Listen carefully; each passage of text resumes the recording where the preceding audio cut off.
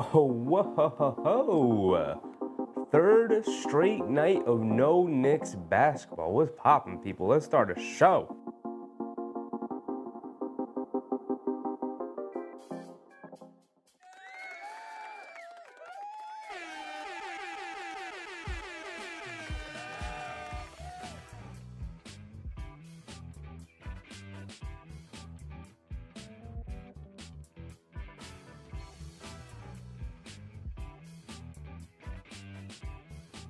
It's pretty cool. What's poppin', people? Welcome back. Today we are laying witness to another basketball game, another non-Knicks basketball game. Daniel Berry Sports, what's up, Daniel? Happy Friday. I love the energy. I appreciate you, brother. No Knicks basketball until tomorrow. And we got some news about that game. I believe De'Aaron Fox is questionable, and Josh Hart has just been listed as questionable as of today with knee soreness or something like that, which is crazy because what are you doing, Josh? We had 3 days off. Where's that knee soreness coming from, brother? Where's that from? Anyway, I fully expect Josh Hart to play because he doesn't miss games. But no De'Aaron Fox is interesting. Outside of that, I'm pretty sure everybody is good to go. We did get some small Mitchell Robinson news. Tom Thibodeau said they're waiting to get the confirmation that he can go through contact in practice, which is like, oh, I didn't know we were at that point. Some people may see that as no update. I think that's somewhat of an update. I feel like the previous update, it was like a step before getting ready for contact. It was like, can he run? And I think he's running. I think Tom Thibodeau said he's doing pull work. He's doing some individual workout stuff, like lifting weights and whatnot. On the bike, doing things like that. And like, okay. So some small positive signs of Mitchell Robinson coming up. Obviously, we got the trade deadline coming up in about 2 weeks. About 2 weeks before the trade deadline. Uh-oh. Good news and bad news, of course. But while we wait for the Knicks to get back into action tonight we are watching the Philadelphia 76ers, the terrible and always injured Philadelphia 76ers take on one of, if not the best team in the league, in the Cleveland Cavaliers, who lost the other night. Right? We watched that game. They blew that game against the Houston Rockets, and here they are against the Philadelphia 76ers. I'm obviously rooting for Philly. I don't think we can lose. I don't think we can lose because if Philly loses, you gotta love it. Every Philly loss makes me a little happy inside. So if Philly ends up losing again, cool. I'm cool with it. But obviously, like Cleveland, a little bit of a slide. Can we see a little bit of a slide from Cleveland? Starting to close the gap just a smidge, just a little bit. Every inch counts, right? Noah Linden, what's up, Noah? Mr. Sports, what's up, Mr. Sports? And Namar, what's up, Namar? Which players are in the injury report? So the last I saw, De'Aaron Fox is questionable, and Josh Hart is questionable. Obviously, Mitchell Robinson is out. Where's my phone? I was going to look it up right now just to give you the exact thing. Let's go to Mr. Ian Begley. De'Aaron Fox is listed as questionable for tomorrow's game due to a right thumb sprain. Josh Hart is listed as questionable with right knee soreness. And then outside of that, no other updates. I'm going to assume Karl Anthony Towns is going to play. I'm going to assume who's been, like game time decisions probable after coming back from the hand and wrist injury. So I'll expect him to play. Josh Hart, I expect to play. He's listed as questionable. We had 3 days off. I don't see how he's going to continue to remain out. Cleveland is still, again, without Isaac Okoro and Evan Mobley. Dean Wade and Max Strus get the start tonight.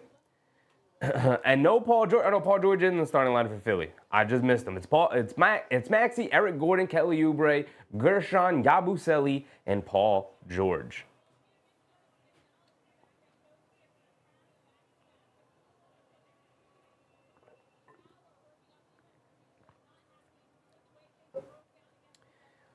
So obviously both teams missing some players. Philly, their most important player with Embiid. But Cleveland missing some dudes.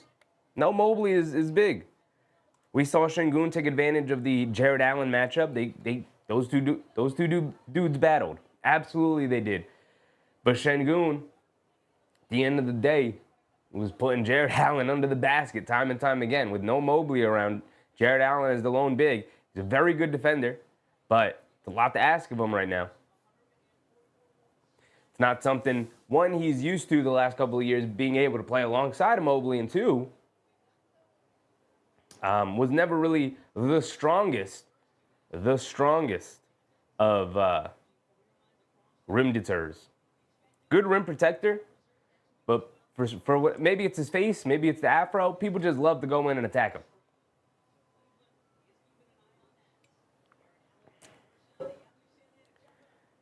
Cleveland wins the tip, and here we go.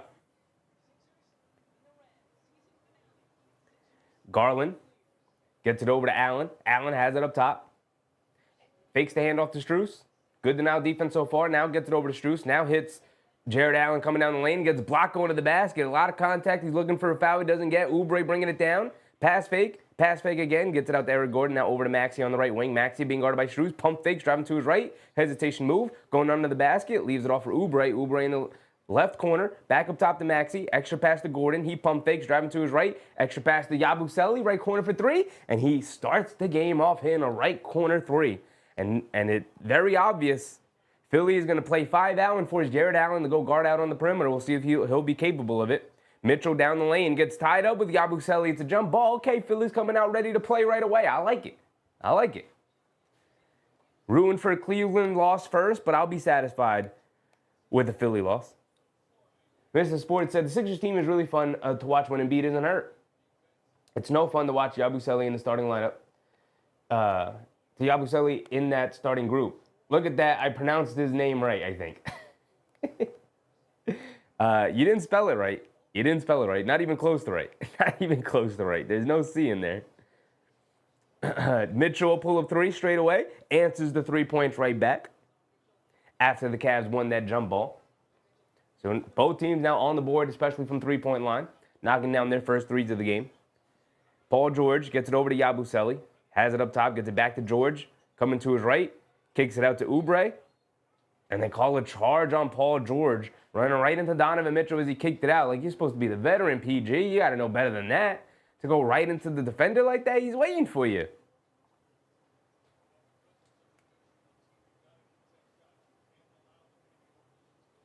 Garland bringing it down now. Has it up top, being guarded by Maxey. Coming to his left.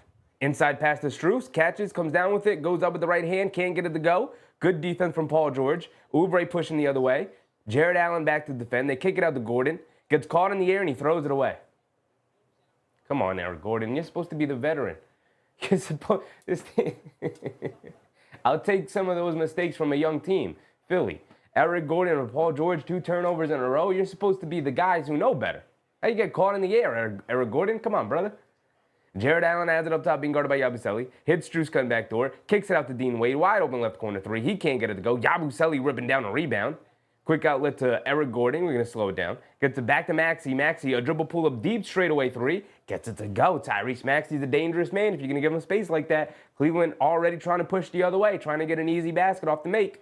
Garland on the right wing, coming to his left off of Allen's screen, driving it down, lost it, picks it back up in the corner to Mitchell, swing through to his right, driving it down, knocked out of his hands by Maxey. Oubre pushing the other way. He's got a full head of steam, going all the way to the basket, off glass, way off, can't get it to go. Good defense from Strus not to foul, no whistles blown. Here comes Mitchell pushing the other way, goes right into the defender, draws the foul on Yabusele, going to the foul line for 2 free throws. Mr. Sports said, is it Yabusele? That's a lot closer, Mr. Sports. That's a lot closer. Let me look up the exact spelling.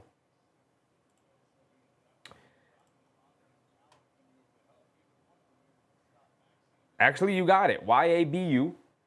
You got it. That's it. Yabusele. Mitchell knocks down his first free throw. David Haas Jr., what's up, David? Congrats to our All-Stars, absolutely. Jalen Brunson and Karl Anthony Towns both named to the starting All-Star group, as they should have been. Everything is right in the world.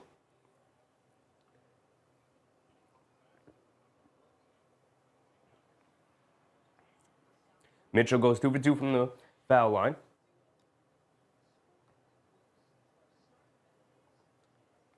Maxey has it up top, being guarded by Garland. Gets it over to George.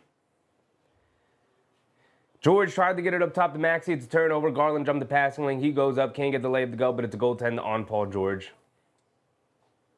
And Paul George is yelling at his teammate to come get the ball. Like, you got to come to the ball, but that's a terrible pass from Paul George. That's a lazy pass. It's right into the defenders. Robin Troll, what's up, Robin? PG has it up top, being guarded by Wade. Coming to his left, dancing with it as Jared Allen switches onto him. Hands it off to Maxey, stops, turns, spins, coming to his right, going along the baseline, keeping his dribble alive, fall-away baseline jumper, gets it to go. Looked like he was completely off balance, and he was. He was fading backwards, but on balance enough to get that shot to go. Nothing but net from Maxey. Boy, is he talented. I love Maxey. Big Maxey fan. Literally the only guy in Philly I actually like. Wade kicks it over to Strus, going along the baseline, pocket pass down low to Jared Allen, flips it up with the right hand, can't get it to go, but Wade, Strus right there for the offensive rebound, dribbles it back out to the three-point line and knocks down the turnaround three over Yabusele. Maxey bringing it down, both these teams going back and forth. Maxey up top, quick crossover to his left, driving it down, pocket pass, Yabusele, extra pass, Paul George, right corner three, in and out, and it stays out for PG. Here comes Mitchell bringing it down the other way. Up top being guarded by Oubre. Coming to his left off the Allen screen. Kicks it over to Allen. Down low. Power dribble. Kicks it out to Wade. Extra pass to Mitchell. He pump fakes. Splits the defense. Kicks it out to Garland. Extra pass to Max Strus in the corner. And he can't get it to go. But Dean Wade right there come flying in for the offensive rebound and putback. And the Cavs offense is humming right now. They're getting whatever shot they want. Maxey bringing it down. Hands it off to George. George driving to his left. Right into Wade. Step back. They bring two defenders. He loses the ball and picks it back up. Now he has it up top, still being guarded by Wade. Inside pass to Yabusele. Kicks it out to Gordon. Catches, pump fakes. Going along the baseline. He Euro steps down the lane and gets the nice Euro step layup over Max Strus to go. Very well contested. It didn't matter. Gordon, the wily veteran, got it to go. 7:30 to go here in the first quarter. 12-10. Garland dancing around the Allen screen. Gets to the mid-range and knocks down a little pull-up bank shot. Mid-range jumper. Maxey, quick crossover, step back, left wing three, and he knocked. It's a Maxey night. He's going off right now. Big Rud, MBM, what's popping, everybody? Maxey's going off right now. Mitchell has it up top, being guarded by Oubre. Coming to his right, hesitation move. Now pulls it back out, up top. Garland, they leave him wide open. They lost him. Too long off the back rim, can't get it to go. Fight for the rebound. And I believe they call it out of bounds. Shot went over the backboard. So the ball is going to go back to Philadelphia. Maxey's off to a great start, man. He's off to a great start.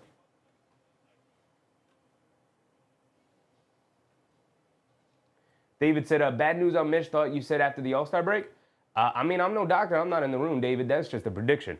And I would consider it good news. The news on Mitchell Robinson that came out from Tom Thibodeau, I believe it was either earlier today or yesterday at some point, was that there's no news. Tom Thibodeau was like, yeah, there's no update. We're just waiting on clearance so that he can practice for contact. That's it. That's not good news or bad news. That is just simply an update. Here's the thing that's going to happen. This Knicks organization, and most organizations, but this Knicks organization, they're not going to give us updates. They're not going to give us day-by-day updates. What's going to happen is Mitchell Robinson's going to practice one day, and then Tom Thibodeau's going to be like, oh, yeah, he was cleared for practice. He practiced today. So he's going to start ramping up. He's going to go through a couple of practices, make sure he's ready for in-game activity, and then, he's going to play, the next week after that. So, that could literally happen next week. We don't know. There is no bad news on Mitch. I would consider it good news, but there is no good news on Mitch. It's simply just news.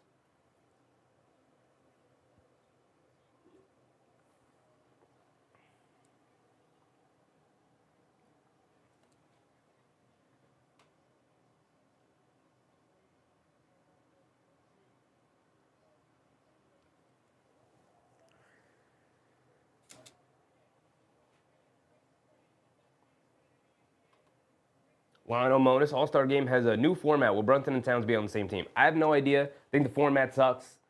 Nobody understands it. Why did you split them up into multiple teams? Now there's 3 All-Star teams and 4 teams, 3 All-Star teams, and one of the teams is going to be like the Rising Stars group. Why? What are we doing? Seems silly. Seems silly. I guess we're just going to have to watch it and see how we feel about it. But I can tell you right now, I don't like it.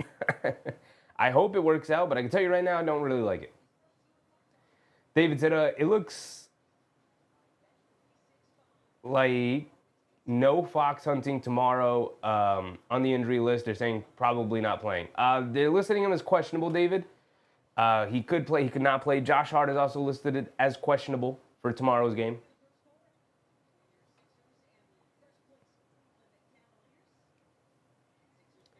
Noah said Maxey has to go supernova for his team to have a chance.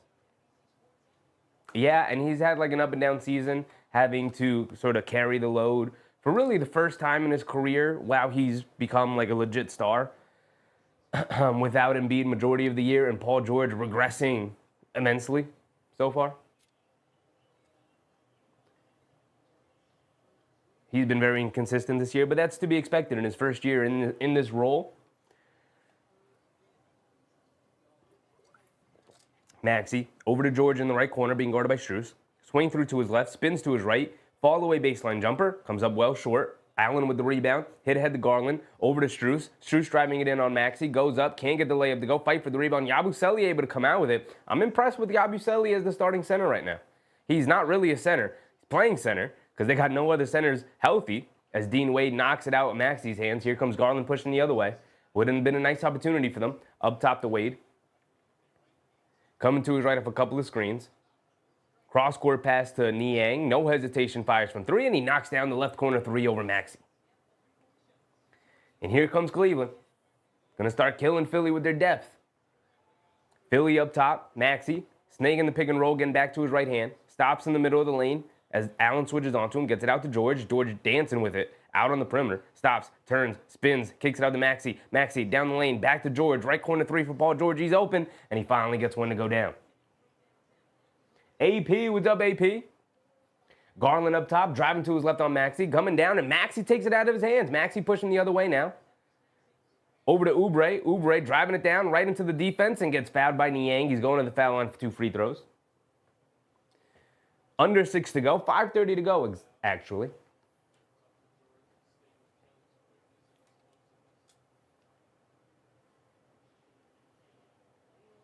Noah said Cat is a top 4 player in the league. He's got an injury right now, so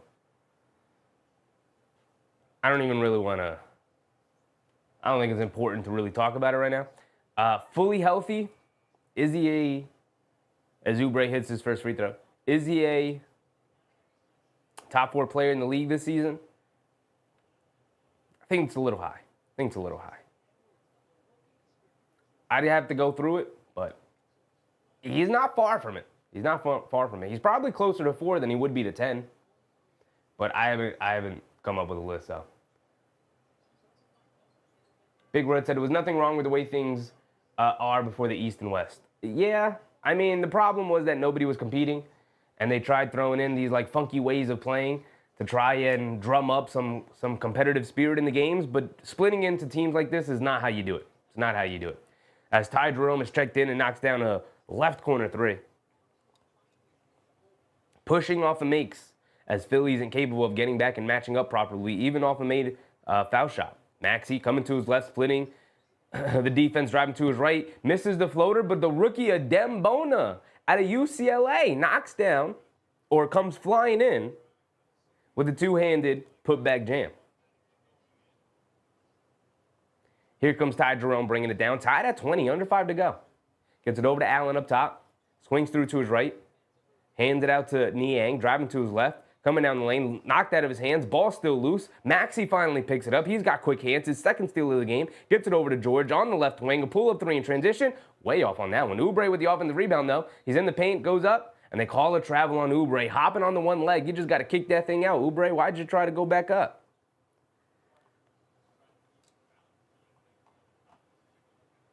Noah said the Knicks robbed the Wolves when they got Cat. We'll see how everything plays out, but the Knicks got the best player. Got the best player in the deal by far. Garland bringing it down, 4:30 to go, tied at 20. Garland coming to his left off a couple of screens. The rookie, Justin Edwards, trying to keep up. Garland goes right past him and knocks down the little floater off glass. This is when Cleveland should be able to take advantage most with all these bench guys, third stringers, out on the court for Philadelphia right now. Paul George up top, cross court to Oubre. Oubre fakes the handoff, coming down, takes the contact, gets the layup to go, and another foul on Niang, and one for Oubre.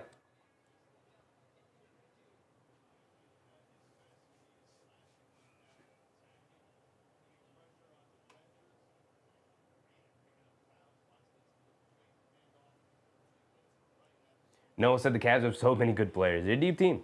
They're a deep team. I mean, look, this is year three since Donovan Mitchell was traded there. So they've had that many transition cycles, that many off seasons and trade deadlines to kind of put some role players around them, right? Put some role players around their core four. Oubre knocks down the and one free throw, giving Philly the 1 point lead again. Under 4 to go. Jerome has it up top, being guarded by Oubre. Hands it off to Niang, over to Allen. Allen up top. Hands it off to Mitchell. Mitchell being guarded by Maxey. A pull-up three from Mitchell. He's probably looking for a foul. He comes up well short. Fight for the rebound. Paul George knocks it out of Bonus' hands. They swing it out to Mitchell. Mitchell back to Merrill. Merrill open on the left wing for a three. He can't get it to go, but a foul on Oubre. Fouling these three-point shooters lately, man. What is going on with the league right now? All these fouls on these three-point shooters. Avy said, who's hurt on the Knicks? They've been off all week. Josh Hart is questionable with a sore knee. A sore right knee.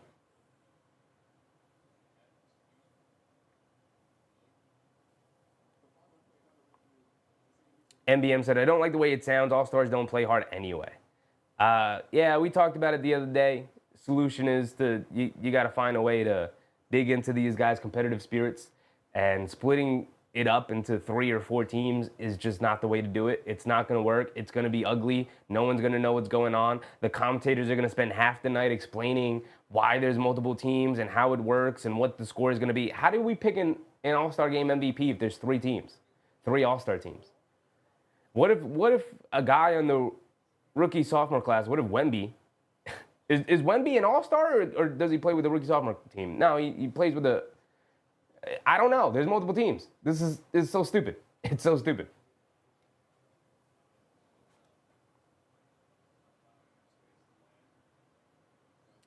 AB said, I know I get annoyed with the Knicks, but the Sixers have been an epic flop. I mean, they're not even in the play-in situation, let alone the playoffs. They're not even in the play-in. They're 3 games out of the play-in.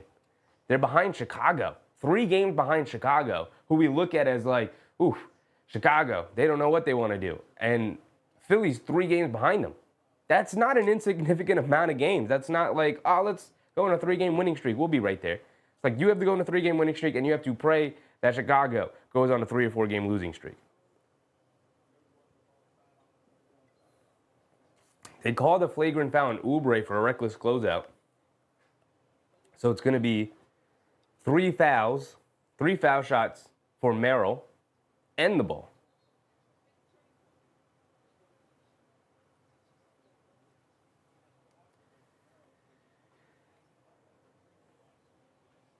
Noah said, Yabusele's like one of 2 Sixers that want to play ball. Yeah, it's Yabusele and Tyrese Maxey. I don't know what's going on with Paul George. Well, I do know what's going on. He's old and he got his day. And he loves his podcast. But I'm trying to think of anybody else. I mean, Oubre's there and he's playing hard, but it's Kelly Oubre. You know, there's only so much he's going to do.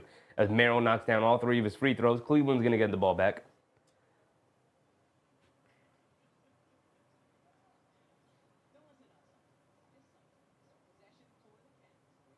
Mr. Sports said the Knicks should trade for Malik Monk. I mean, Malik Monk is consistently in the conversation for 6th man of the year, so I'm sure the Knicks would love him. As Merrill knocks down another 3, and just like that, a 6-point possession for Cleveland.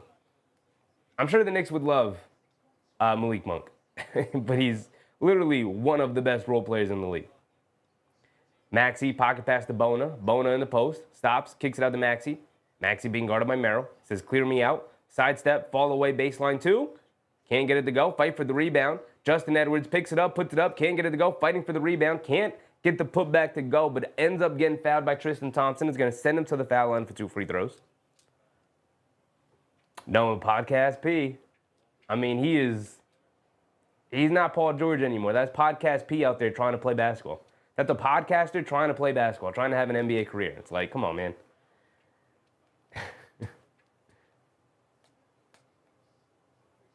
AB said, and it looks like the Celtics are not so invincible this season. Yeah, lost the other night. Awesome. Lost against the Lakers last night, which was great. They got blown out by the Lakers, actually. It was the second game on a back-to-back night, but still, you can't get blown out by the Lakers like that. And we've seen that a couple of times this year where they play a team where they should beat and they just come up well short. As Edwards split the free throws. And I gave 3 points too many. As Merrill fires another one, I should have just left it because there's the 3 points right there. 31-24 is another 3-point shot goes down for Sam Merrill. Oubre bringing it down over to Maxey. Maxey up top being guarded by Mitchell. Maxey calling for a screen, coming to his left. Niang switches out onto him. Maxey's going to dribble it down one-on-one, gets it over to Gordon. Gordon attacking the defense, driving it down, puts it above glass, can't get it to go. Ball knocked out over to Edwards, over to Maxey. Maxey up top, he's going to hesitate with it. Now one-on-one against Mitchell, gets it over to Edwards, a left corner 3 for Edwards, and nothing but net for the rookie Justin Edwards. A diamond in the rough this season for the Philadelphia 76ers in their nightmare year. Mitchell has it up top, knocked out of his hands by the rookie Bona. Here comes Oubre, hit ahead to Edwards. Edwards is going to stop, hesitate, driving to his left, and ball knocked out of his hands by Ty Jerome. It's going to remain with Philly, though. In a 4-point game with 2 minutes to go here in the first quarter. A little bit over 2 minutes.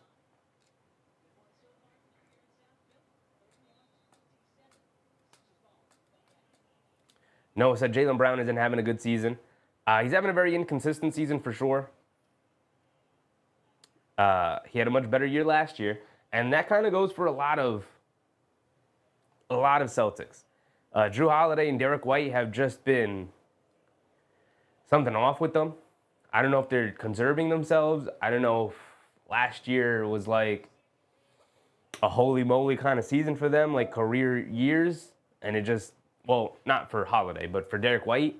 Holiday looks like he's getting old out there. And again, I don't know if he's conserving himself or what, but, you know. He's not had a very good regular season at all. Derek White started off the year pretty good, or started off the year red hot, especially with his perimeter shooting, and he has just like slowly died down with his perimeter shooting. He's kind of become the guy. He's kind of becoming a little bit like Josh Hart, where it's like every time he shoots it, it's like that ain't going in, you know. And every now and again he'll have a good shooting night, but his shooting has almost cratered entirely this year, and it's putting a lot of pressure on Tatum and Brown, and they're really struggling to keep that team, I don't want to say afloat, because they're still the second seed in the East, but they're really struggling to sort of separate themselves from the rest of what's going on in the East, because the Knicks are right on their tail, man. They're right on their tail, nipping at their heels.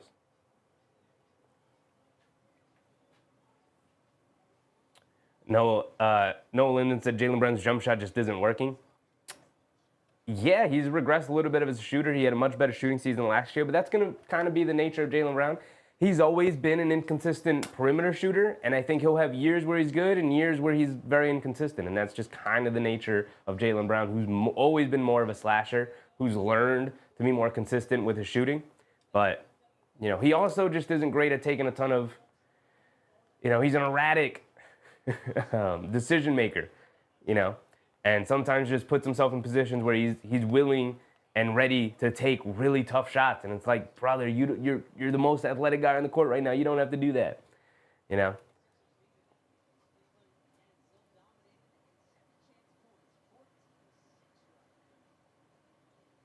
AB said the Cavs are good in the regular season every year. They are. I mean, this is just, you know, this is a great... This is a great season. This is a historically great season. They're on pace for about 70 games, 70 wins this season, which would put them as one of the best regular season regular seasons ever. You know, like it can't be ignored. There's being a good regular season team and having a historic regular season, and we'll see if they'll be able to keep up their pace past the halfway point now. But you know, like it can't be ignored how good they've been. Maxey gets it over to Edwards, back to Maxey. Mark, what's up, Mark? Niall Dimitri, what's up, Niall? And Maxey, another pull-up three, gets it to go. Tyrese Maxey's third three of the quarter. He's hooping out there. Mitchell gets it over to Niang, driving to his left along the baseline and knocks down a little floater. Maxey bringing it down. He's 3 for 3 from three-point range, 4 for 6 overall. He's up to 11 points here in the first quarter. Maxey gets it over to Gordon, back to Maxey. Maxey being guarded by Ty Jerome, gets it over to Gordon in the left wing three, and he knocks it down. Tied at 33. I'm impressed with Philly's ability to hang around right now. Mitchell coming to his left, hesitation move, gets to the mid-range, hands it off to Thompson, who kicks it back out to Niang. Pump fake, sidestep three over Oubre, can't get it to go. Good rebound from Adem Bona. He's playing hard. Quick outlet to Maxey. Maxey bringing it down, coming to his right. Ty Jerome trying to keep up. He's coming off a bonus screen, gets to the foul line. He's in the paint, kicks it out to Edwards. A left wing three for Edwards. Oh, and Philly is knocking down shot after shot after shot. A three-point lead for Philly over Cleveland. And I don't even think they particularly played all that well this quarter, but they are just knocking down a lot of tough shots right now. Mitchell gets into the mid-range, puts up a floater, can't get it to go. Thompson, an offensive rebound. Ball knocked out of his hands by Oubre. Bona picks it up. Here comes Maxey, bringing it down the other way. Another stop, a 12-2 run for Philly. I thought it was going to start to trend the other way once the benches came in. But here comes Maxey taking over, and he gets the layup to go to Thompson. Tyrese Maxey having himself a night, up to 13 first quarter points. He may go off for 40. He's going to have to beat this Cleveland team. Ty Jerome driving it down, and he travels with it. And it is a travel, and he's looking at the official bewildered, confounded, confused. I don't know why. You traveled like crazy with it, brother. Pack your bags. Pack your bags, you're traveling.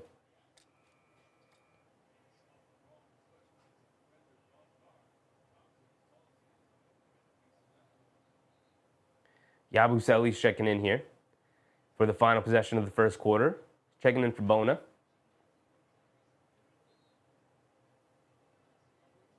AB said they're dying to get rid of Paul George over there.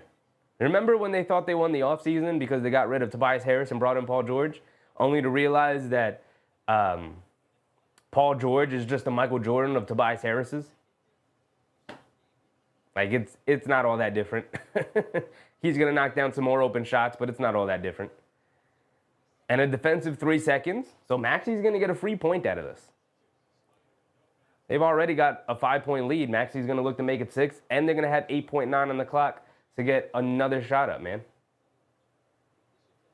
I'm impressed. Color me impressed. Color me impressed tonight.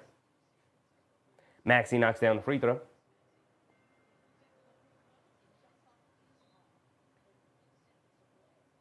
MBM said the Knicks just need that second seed so we can let Cleveland and Boston work it out.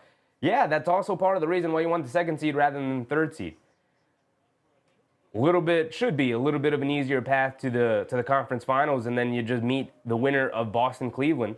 Maxey, a pull-up right wing three. Ooh, halfway down, can't get it to stay. Thompson with the rebound. Mitchell shoves it over to Jerome, a half-court heave. Ooh, just coming up just so short, just slightly short for Ty Jerome there on the half-court heave. Hit the front of the rim, and that's going to be the end of our first quarter, 33-39. And I'm impressed with Philly, a 39-point first quarter for Philly. Paul George has 3 points, I think. He's been not good tonight.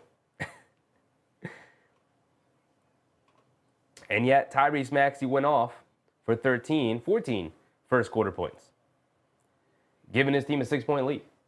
What is this team going to look like when Maxey actually goes to the bench? David said the champs are the champs. Someone still's got to beat them. Yeah, I'm not underestimating Boston at all. Come playoff time, they'll pull it together. I mean, it's the regular season. I'm sure they're bored of the regular season, but bad habits are built up when you play the kind of basketball that they're playing. Bad habits are built up. It's hard. That's why teams don't repeat.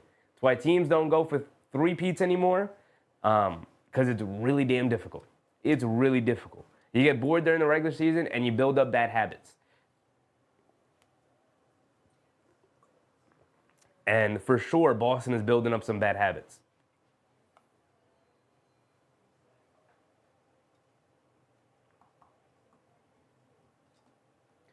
David said, I hope to see an energized Knicks team tomorrow unless Tibbs had two-a-days the last 3 days. No, the Knicks barely practice. The Knicks barely practice, David. I know what you mean.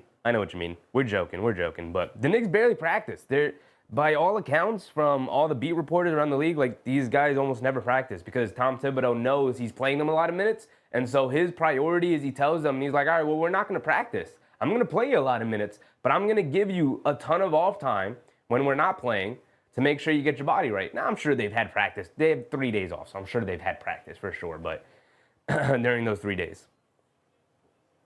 But they're one of the least practiced teams in the league, which is why Tom Thibodeau does not care about the minutes thing.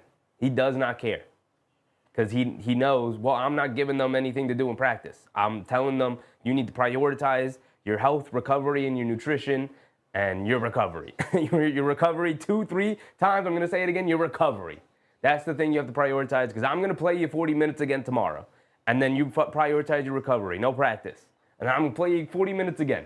You know, like that's his mentality right now. That's how he's kind of, okay, well, I can't play you 40 minutes and expect you to practice hard. So instead, we're just not going to practice because I'm going to play you 40 minutes. I'm not giving up on that. That's what he believes. He's going to go to his guys that he trusts. Now, I'll give you the time off practice-wise, but I'm going to go to you. Be ready. Be ready to play 40-plus tonight.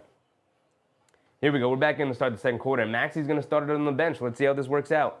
He's been the sole offense for them right here, generating great shot after great shot, hitting tough shot after tough shots. Paul George comes out and misses a little pull-up jumper 8 feet away. Mitchell dancing with it, a step-back 3 straight away, splashes in nothing but net.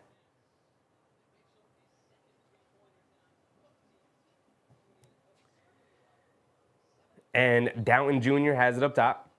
And an off-ball foul by Niang. I believe that's his 3rd foul already. We're in the second quarter. Niang, chill. AB said, believe me, I wish I had a season like Cleveland's having now. We'd be yelling championship. Yeah. I mean, Cleveland, you have to take them seriously. You can't have the season that they're having and be like, oh, well, wait till the playoffs. They're going to falter. And they might. For sure they might. But you can't have that expectation for them now that they've had the season that they've had. You know? Downton Jr. has it up top. Gets it over to Paul George, right wing, high post, being guarded by Wade. Wade, a good defender, knocks it out of his hands. Just as I say it. Here comes Sam Merrill bringing it down. Coming to his left, gets it over to Mitchell. Mitchell dancing with it. Pulling it all the way back out. Mitchell has it up top, being guarded by Edwards. Coming to his left. Off a Jerome screen, back out to Jerome. Jerome being guarded by Gordon. The deep pull-up 3 over Gordon. Splashes it nothing but net for Ty Jerome. Right over the outstretched hands of Gordon. And just like that, it's back tied at 39. No Tyrese Maxey, no offense for Philly. Downton Jr. gets it over to Yabusele. Can't get it over to Paul George. Great now defense from Donovan Mitchell. Now they get it over to Paul George. Right wing, high post. Back out Yabusele. He puts up a 3. And he knocks it down. Philly's been knocking down their 3-point shots tonight. If they were having like an okay shooting, they're having a great shooting night. If they're having an okay shooting night, as they call an offensive foul, illegal screen set from Thompson, I believe. Ball going back the other way. If they're having an okay shooting night, not a great shooting night, they're down 10-plus points right now. Alawise, what's up, Alawise? Mark's rooting for Washington on Sunday. I like Washington a lot. I do like Washington a lot. Definitely can't root for Philly, for sure. MDM said, where's Cleveland's defense at? I don't know. They didn't bring it tonight.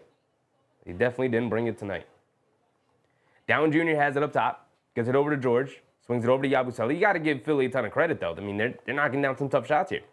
Paul George over to Yabusele. Back out to George. George is going to put up the left wing 3 well contested. Fight for the offensive rebound. Philadelphia had it. 2 guys fighting over it. Now Cleveland bringing it down the other way. Mitchell has it up top, dancing with it. A pull-up 3 over Gordon, and he knocks it down over Gordon. They're just picking on Eric Gordon right now. Old man Eric Gordon. Paul George bringing it down, up top. Coming to his right off of Yabusele screen. Tristan Thompson switches onto him. Kicks it out to Gordon. Extra pass. Justin Edwards, the left corner 3. Can't get it to go. Tyson, the rookie, with the rebound. Now here comes Jerome. Over to Mitchell. Step back, another three, this time over Yabusele. Too strong, can't get it to go. Paul George with a big rebound. He's bringing it down the other way. Inside pass to Yabusele. He's in the paint. Ball knocked out of his hands. Tyson saves it. Over to Mitchell. Shot out of a cannon. Spins off of Gordon. Shoves it over to Merrill. In transition for a left wing three. Can't get it to go. Tyson battling on the glass. Gets fouled on the floor by Edwards. Tied at 42. Philly's working really hard to maintain here with no Tyrese Maxey. He has been their whole offense, man. He has been their whole offense. In these moments right now, they're looking to Paul George to keep him afloat, and he is not delivering. He is not delivering for sure. Thompson inside pass to Merrill. Shoves it over to Tyson, but they call a foul on Paul George as Merrill hit the floor in the pass attempt.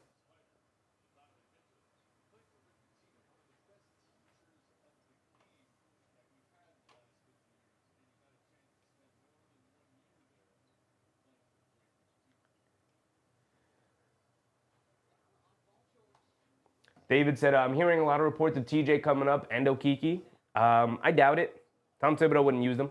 We wouldn't have gone this long without those guys if, they've been sitting there all year. As Thompson blocks Gordon, he was going to the basket. Gordon looking for a foul he didn't get. They've been sitting in the G League all year, David. If they thought that they could have helped them when Shaman was out, when they were dealing with some injuries, and they were literally playing a 7-man rotation, they would have brought him up sooner. Now, if Tom Thibodeau is telling, and that's a goaltend. Thompson got it off the glass. They didn't call it. Cleveland got away with one. If Tom Thibodeau's telling the front office, I'll play them, bring them up, then cool, but we're going to bring them up and they're going to do exactly what Matt Ryan did when we signed him. Stay on the bench. They're going to be bench warmers, Yabusele has along the right baseline, gets caught in the air. Kicks it out. Gordon able to retrieve it. Puts up the floater. Too long. Can't get it to go. Allen with the rebound. Here comes Cleveland pushing the other way. Ty Jerome on the right wing. Coming to his left off an Allen screen. Now coming to his right. Dancing around it. Driving it down. Gets to the basket. Puts up the floater. Can't get it to go. But a foul on Justin Edwards. Sending him to the foul line for 2 free throws.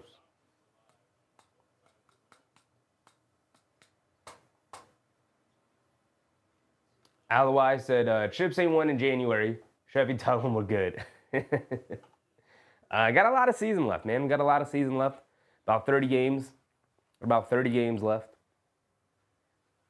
A little over 30 games. 35 games, something like that. How many games are we in? 46? About 35 games left.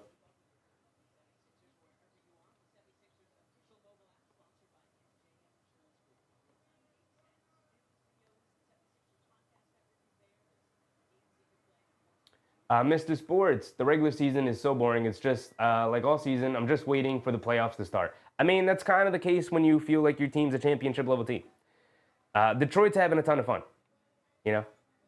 But when you're in the process of building good habits, when you're a championship contending team and it's only going to come down to what you do in the playoffs, that's what you're waiting for. So if you're a fan of the Knicks, my suggestion is go watch really fun teams like Detroit, like Sacramento right now. Teams that aren't necessarily championship contending teams, but they're building something. Wade misses the three, knocked out of bounds. They're going to call it off of bounds off of Philly. Philly's very upset about it. Unless they change the call. Now it looks like they're going down the other way. Philly with a 1-point lead, 45-44. Maxey still getting some well-deserved rest right now.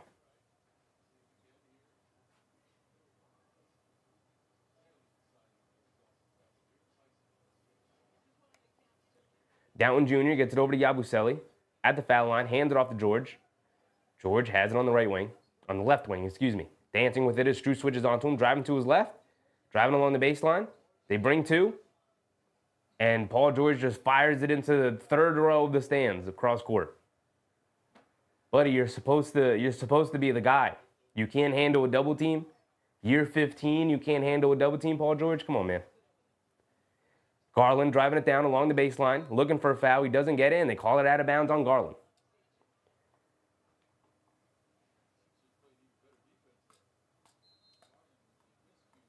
David said regular season builds habits. Last week of the season shows where you are, and the playoff show are you champs or chumps? Yeah, when you're a championship contending team, the regular season is for you to build the habits that will hopefully guide you throughout your playoff run into hopefully a championship. Which is why, like, I think there's real concern in Boston. They've been building some bad habits. I mean, they're the champs, and I assume they're going to pull it all together come playoff time, and they're still going to be a juggernaut, and you're still going to have to beat them. They're not going to beat themselves, really, unless they go cold from three. But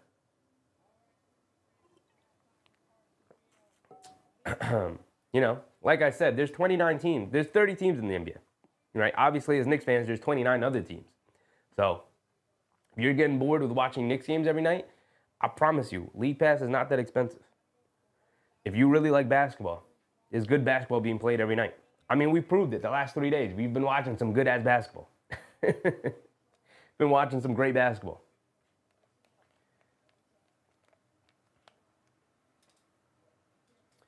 Vertify said, fun fact in your thumbnail, you have the Cavs with 20 extra losses. Do I really? Did I mess that up?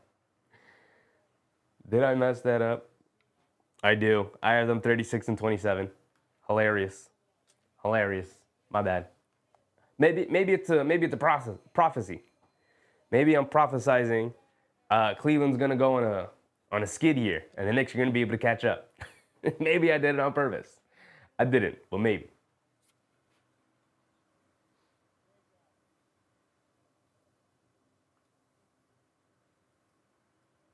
Vertify said it's all luck and who's healthy for the postseason. It's not necessarily luck. Luck is definitely a part of that in the regular season, but it's also about maintenance. It's also about your, how much you've invested in your recovery staff and your training, in your training staff. Part of the, when you look around the league and certain players on certain teams are constantly injured, and it feels like, oh man, that team's just cursed. Like, look at the Pelicans. That team's just cursed. It's just injury after injury after injury. It's not even just Zion. McCollum's out. Herb Jones is always out. Trey Murphy III is always out. And it's like, all right, well, what's the issue there? Well, they don't have a very good staff over there. They don't. They have not invested enough into their training staff, into their facilities, into their dietitians, into their sports scientists. Obviously, if a guy rolls his ankle on the court, that's just luck. There's nothing you can do about that.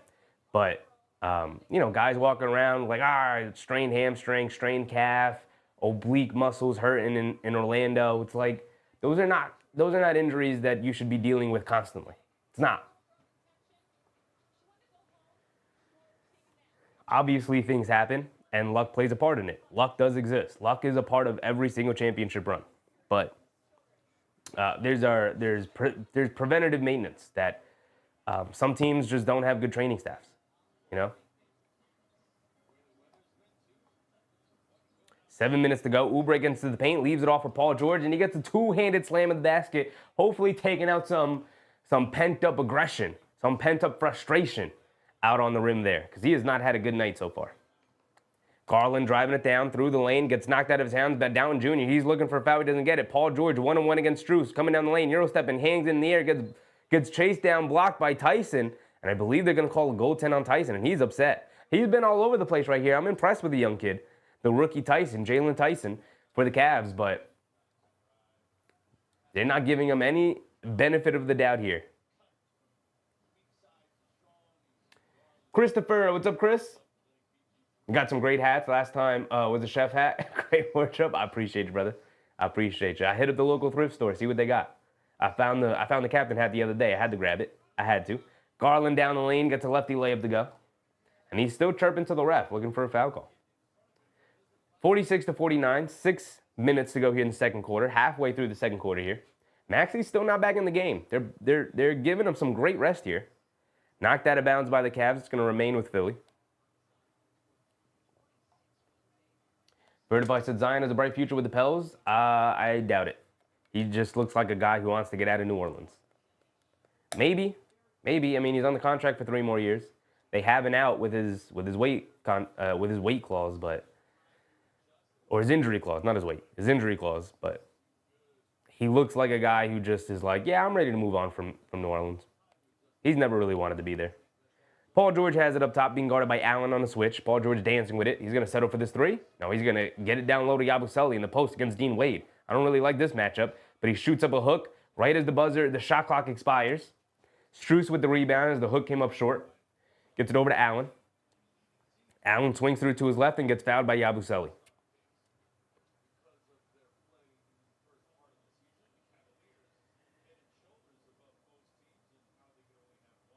Noah Lynn said Paul George is part of the Bricklayers Union.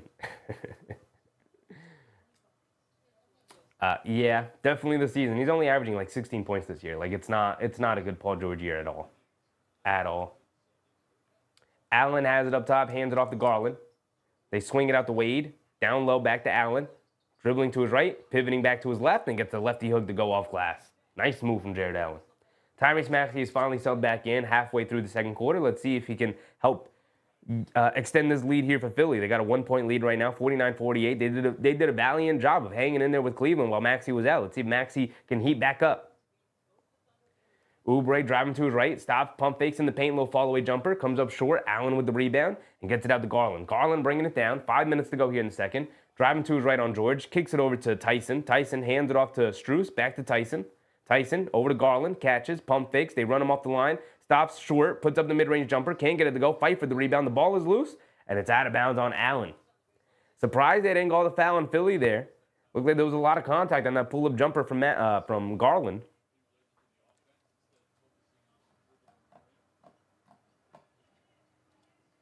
And we're under 5 to go.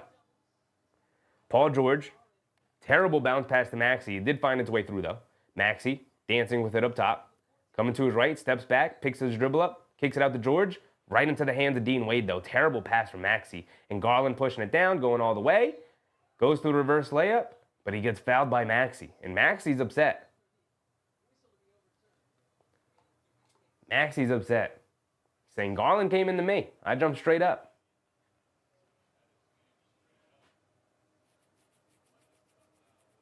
David said, good game going on in the G League. Knicks, Celtics, Kolek showing out. Oh, man. We should have watched the Knicks G League game.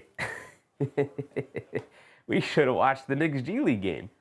Ernest Cash. What's up, Ernest?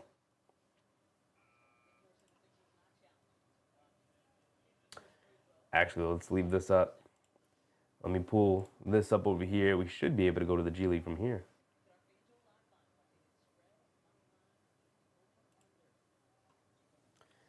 Westchester.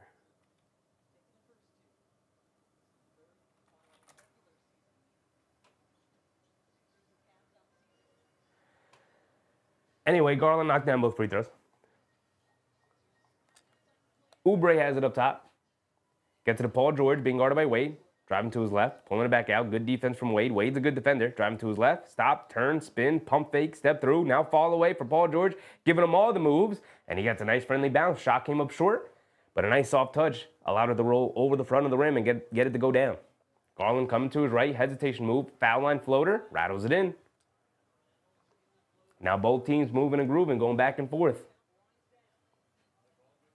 4 minutes to go here in the second quarter, 52-51.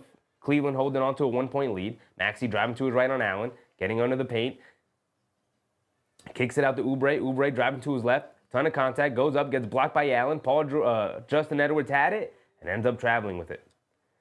Jumping in the air before he had anywhere to go. Forced to come back down with it.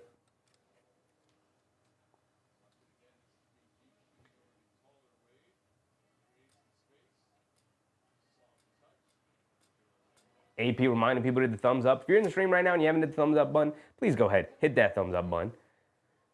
Garland misses a floater this time. Knocked away by Bona. And the Phillies out and running. And Kelly Oubre ends up with a wide open transition three into the right corner, and he knocks it down. Still impressed with Philly. I'm still impressed with Philly. They're 11 for 16 tonight. Like I said, they're having a great shooting night. If they were having just an okay shooting night, they're probably down by 10. They've hit some tough shots tonight. They've also gotten some good looks, though. Strus down low to Allen, misses the little layup. Now, down low, step through, knocks down the lefty layup. Bona not wanting the foul and giving him the and one. Paul George putting his head down attacking. Inside pass to Edwards. Oh, no, the Bona. Bona gets fouled. Nice pass from Paul George, but Adem Bona being the Cavs down the court.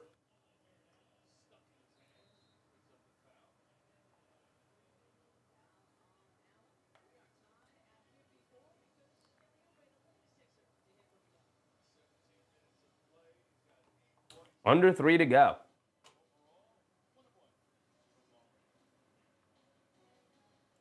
Where do I look up this G League stuff? It should be available right there, no? The NBA G League. Show me the scores. There we go. There we go. There we go.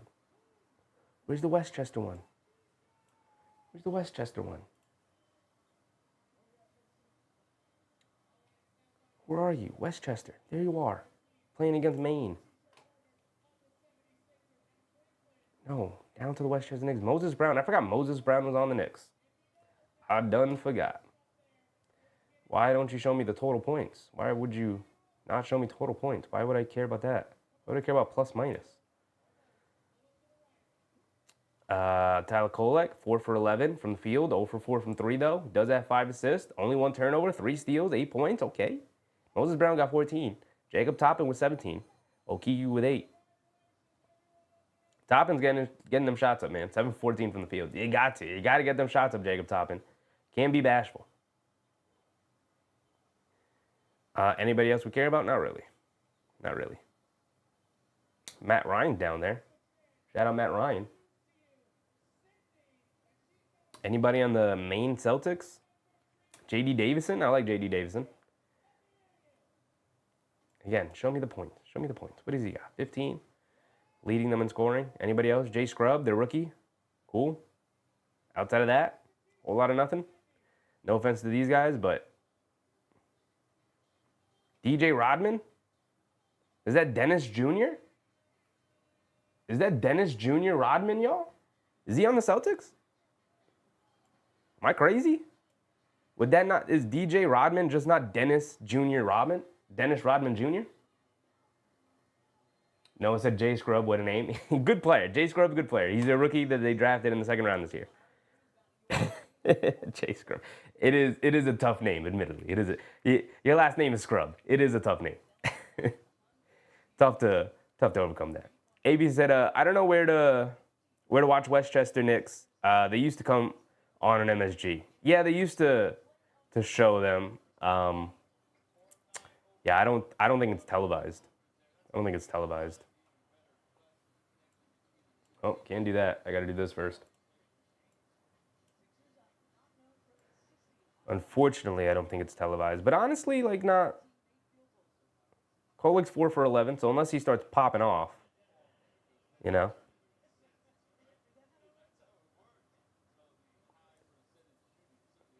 Obviously, we're there to watch Kolek go off. Bone is at the foul line. He knocks down his first free throw. Bernard Johnson, what's up, Bernard? I'm doing pretty good, man. How are you doing? Our last day without Knicks basketball. Nice 3-day break. Checking out Philly, Cleveland. Should be the best game tonight. Should be the best game tonight. It should be. Should be. Actually, I'm going to leave this up because we're going to want to check out that Westchester game. See what our guy Kolek's going up to. As Bona knocks down both free throws. Nice knocking down your free throws, Bona. I like the Dembona coming out of UCLA.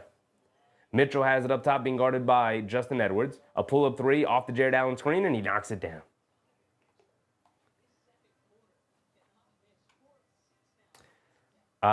The Portland-Charlotte game is a close game, but battle of the bottom there.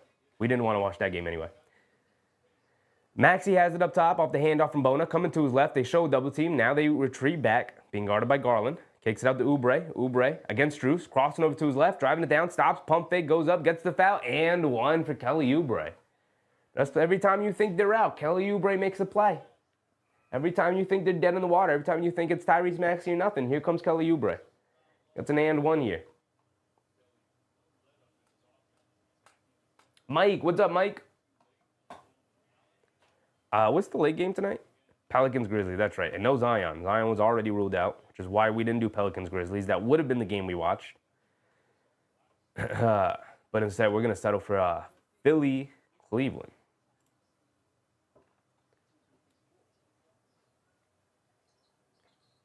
Oubre knocks down his and 1.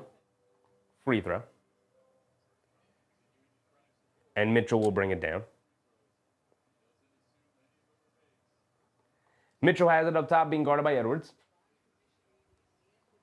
Gets it over to Allen. Knocked out of his hands. Yabusele diving for it. He's out there hustling. He's out there trying. Yabusele's good, man. Yabusele's good. Welcome back to the league. Welcome back to the league, Yabusele. He's been impressive in his return. They get it over to Strus. Now over to Allen. Allen up top. Hands it off to Garland. Coming to his right off the handoff. Kicks it out to a wide open Ty Jerome. Left wing three. No one even near him. No one even near him. Knocks down the three. Under 2 to go here in the second quarter. It's a 1-point game. They get it over to Maxey. A straightaway three. And he rattles it in. Maxey is not missing today. He's missed 1 3, I believe. And that's his 5th make? Didn't he start off 4 for 4? The 3-point shooting for Philly is just beautiful pass from Garland inside to Allen, rolling down to the basket. A classic pick and roll between Garland and Allen. The ESP is there between them. This is what, the 4th, 5th year in a row they played together? They got that down pack. Down Jr. has it up top, spinning to his right, stopping, kicks it out to Yabusele. Pass fake. Now he's going to put up the 3. Yabusele, too long, can't get it to go. Jerome with the rebound. He's pushing the other way. Jerome up top, crossing over to his left. Oubre chasing. Pocket pass to Allen. Kicks it in the corner to Strus. Strus lines it up, and he can't get it to go. Yabusele with the rebound. Here comes Maxey. Maxey slowing it down a little bit. Has it up top. It's going to wind down some time as we're under a minute to go. Maxey dancing with it. They show 2. They can't get it up top to Oubre. He sets his feet and fires a straightaway 3. He can't get it to go, and Allen with the rebound. I'd consider having a Dembone out there with Yabusele. Just to have him be able to contest with Jared Allen size-wise. Putting a lot on the plate of Yabusele. Strus, a wide-open 3 on the right wing. That one he doesn't miss. He knocks it down. Can't give Strus too many open looks. He's going to start knocking them down. Maxey bringing it down. Spins off of Garland. Puts up the floater, and he gets it to go. Maxey, man. When Maxey wasn't in the game, they relied heavily on their 3-point shots, and they got it to go down. With Maxey in the game, he's really the only guy who can generate downhill pressure. Garland has it up top, being guarded by Oubre. Coming to his left. Now to his right as Maxey switches onto him. Maxey hits the floor as Mitchell steps back for a 3. He can't get it to go. Knocked out of bounds. It's going to remain with Cleveland. 8.9 on the clock.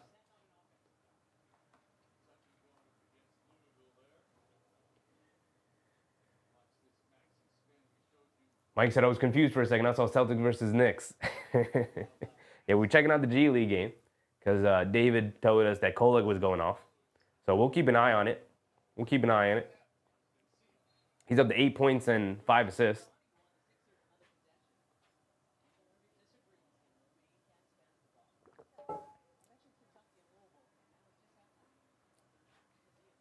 Bernard Johnson said, wow, Thompson's still playing with the Cavs. Yes, he is. Yes, he is. Mitchell gets it, cutting down to the basket, and knocks down a lefty scoop shot over Yabusele. And Maxey driving it down, heaves up a shot, looking for a foul. Cavs don't give it to him. Misses the shot, and that's going to be the end of the quarter. 67-64. Cavs with a 3-point lead. Maxey cooling off a little bit in the second quarter. I thought he was out a little too long. Nick Nurse kept him out a little too long. He's on fire. He's in fuego. Like, tonight's the kind of night where you can play them 40-plus minutes because you're going up against the best team in the league. Unless they're not interested in winning games, which, who knows, they might not be. They might not be.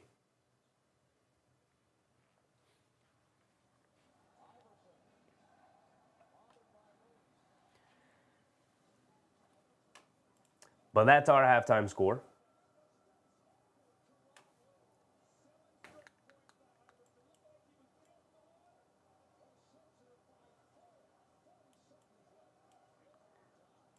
Let's do this.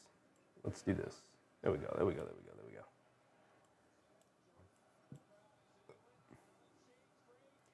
Then we can do that. And we can do that. And then we can do this. So the only other game on right now is the Blazers versus the Hornets. A battle of the bottom. I will say the Blazers have some interesting players for us to watch, though. Klingon. He's only played 10 minutes.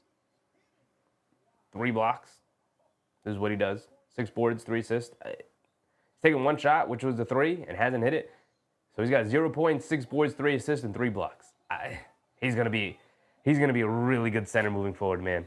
He's going to be a damn good center. They got their franchise center. They got to get rid of Ayton.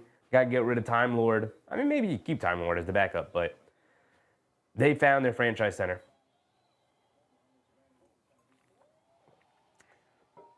Anthony Simons is back. Scoot's back coming off the bench. 14 minutes. 1 for 3. 2 points. 3 assists. Okay. Shane Sharp back off the bench. 5 points, 3 boards. 2 for 5. Hit a 3. Okay. I like Jabari Walker coming out of college. Not doing a whole lot. 0 for 4. 0 for 2 from 3. Not taking advantage of the opportunities here. Jamie Grant still doing his thing. He hit 4 threes. Anthony Simons still doing his thing. He hit 2 threes. Man, you pick a direction, Portland. Pick a direction. They got to make some trades at the deadline for sure. For sure. And this other game, Memphis, New Orleans, just tipped off. New Orleans, James Robinson, Earl, Eve Messi, CJ McCollum, DeJounte Murray, and Trey Murphy the third. Obviously, Herb Jones is still out. Zion is still out. Unfortunately, this would have been the game of the night. Zion versus Ja Morant, the 1 pick versus the 2 pick. Both of their careers mired in controversy. Obviously, Ja Morant, off the court issues. Zion, health issues. But Ja seems like he's at least fulfilled his promise. He's out there hooping. He's leading his team. They're 29-15. They're, third in the West right now? So, Zion, on the other hand, man, disappointing. We could also go through some of the late games yesterday that finished. The Clippers beat the Wizards. We do not care. The Lakers did beat the Celtics. We talked about this a little bit earlier to start the stream. Lakers beat the Celtics. So, what I didn't do, though, today was check the standings.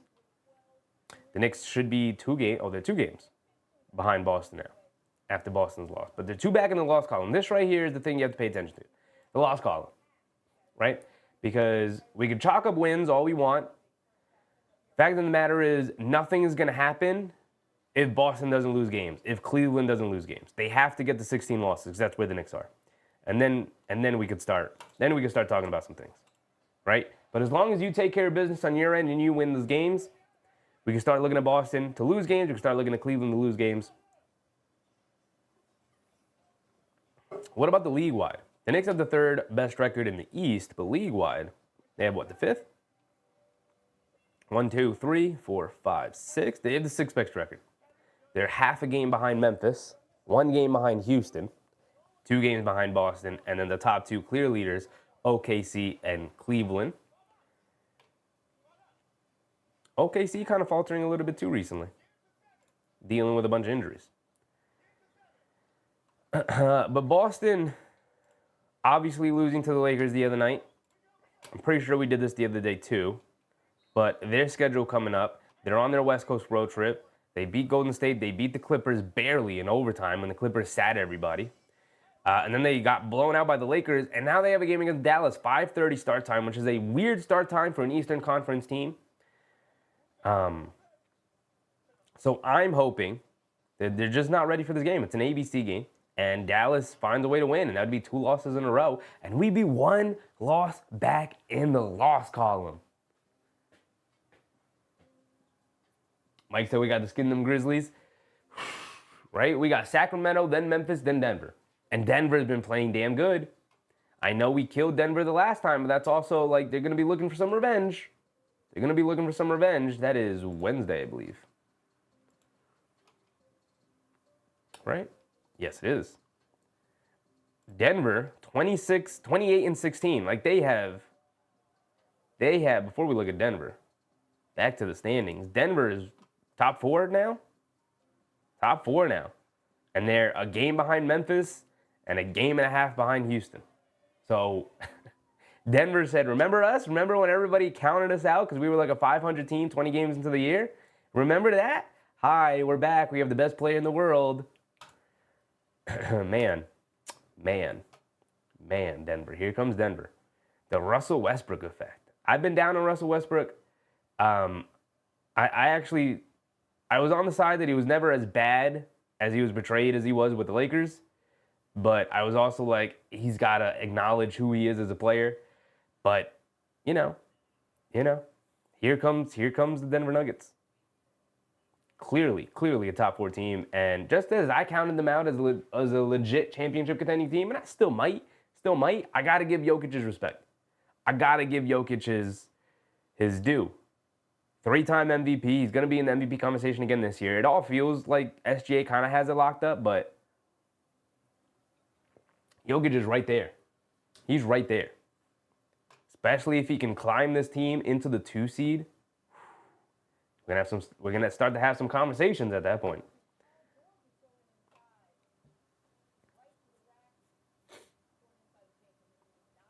Big Taz, what's up, Big Taz?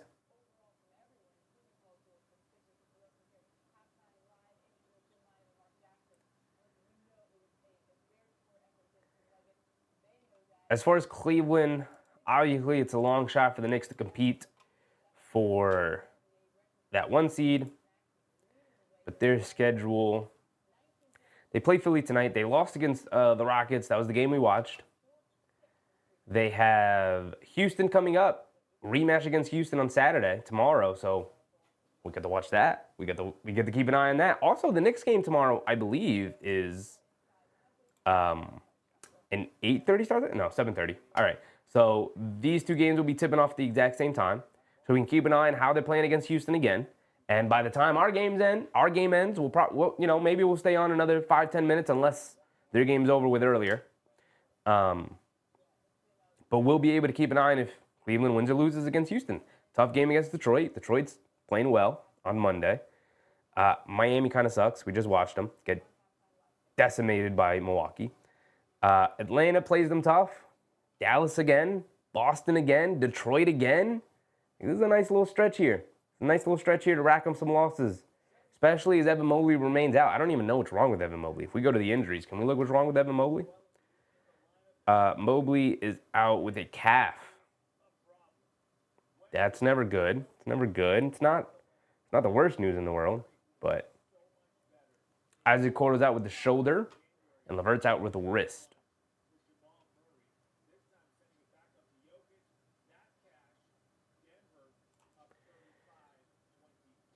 As far as Sacramento goes, didn't they just lose?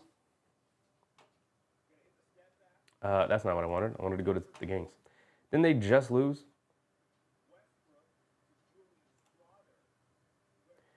Robin said nobody's beating OKC. I mean, they're definitely the favorite, and they've got a bunch of injuries, so it's hard to evaluate them as a team, but they got the record that they have with those injuries. So once those guys come back, but also you got a little bit of... Now, this is a little bit of an extreme case that I'm going to bring up, but you have a little bit of a concern with, you look at what's going on with Orlando. Like, they get Paolo back, and you would think, okay, he's going to start righting the ship. Things are going to work out great. But it's like reinserting them and getting them back into rhythm, and they're going to sink, their rhythm's going to be off, their timing's going to be off. Now, maybe that's not going to be the case with Chet. Maybe he's going to slot right in, and boom, nothing's going to be wrong. It's going to be perfect. But, there's a little bit of concern with, like, okay, you bring the guys back in. You bring Hartenstein and Holmgren back in. Like, are you going to Hartenstein at the 5, Holmgren at the 4 lineup? Are you immediately going to that? Are you bringing Hartenstein back up off the bench? How is that minutes distribution going to work out?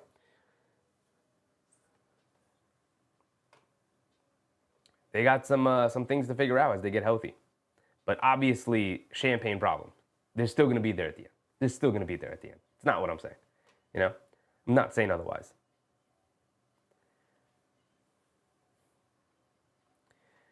Who are we looking at? Sacramento.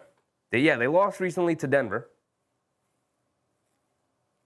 They beat Golden State. They beat Washington. They beat Houston. Houston's a good win. They lost to Milwaukee. They were at Denver in altitude on Thursday. And they're off today, obviously. And then they play tomorrow against the Knicks. So they're going from west to east. I think we went over this yesterday, too. I remember talking about it. But they go from west to east. They go from altitude down to New York. That's a tough game with all the travel and everything. But they're on a long road trip here, and it's the second game of the road trip, so you got to wonder if they're going to pace themselves, if they're ready to go. I don't know what the mentality is going to be like. It's in New York, so obviously everybody loves to come put on their best for the Garden. Everybody, including De'Aaron Fox, he's going to come out like a man on fire. Mikal Bridges is going to have his handful, trying to stay in front of De'Aaron Fox, who's had a very good year. Fox is averaging 25. 25 and 6 for Fox. 14 rebounds for Sabonis. Jeez Louise, dude.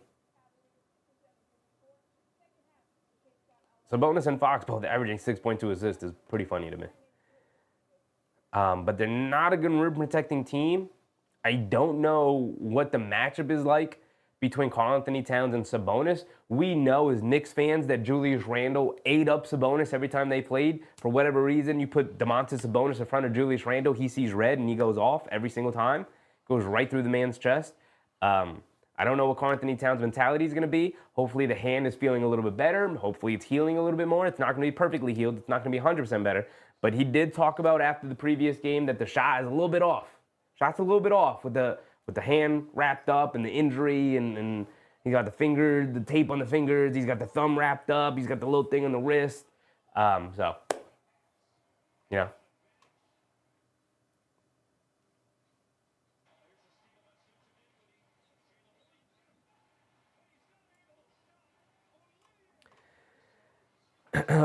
But with the firing of what's his name, Mike Brown, Coach Brown, they've kind of righted the ship.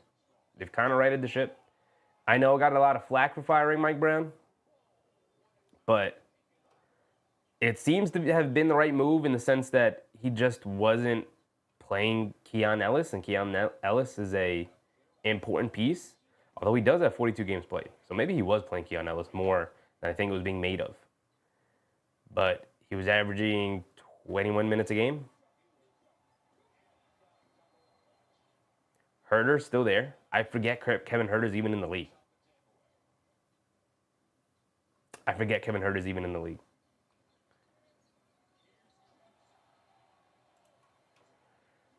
But that's pretty much what to expect coming in.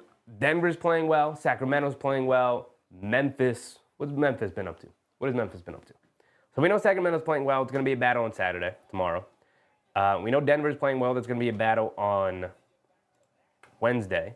But Monday, the Knicks play the Grizzlies. And they're 29 and 15. Got a better record than the Knicks. And they're on a little bit of a winning streak. Hold on. They got a little bit of a winning streak.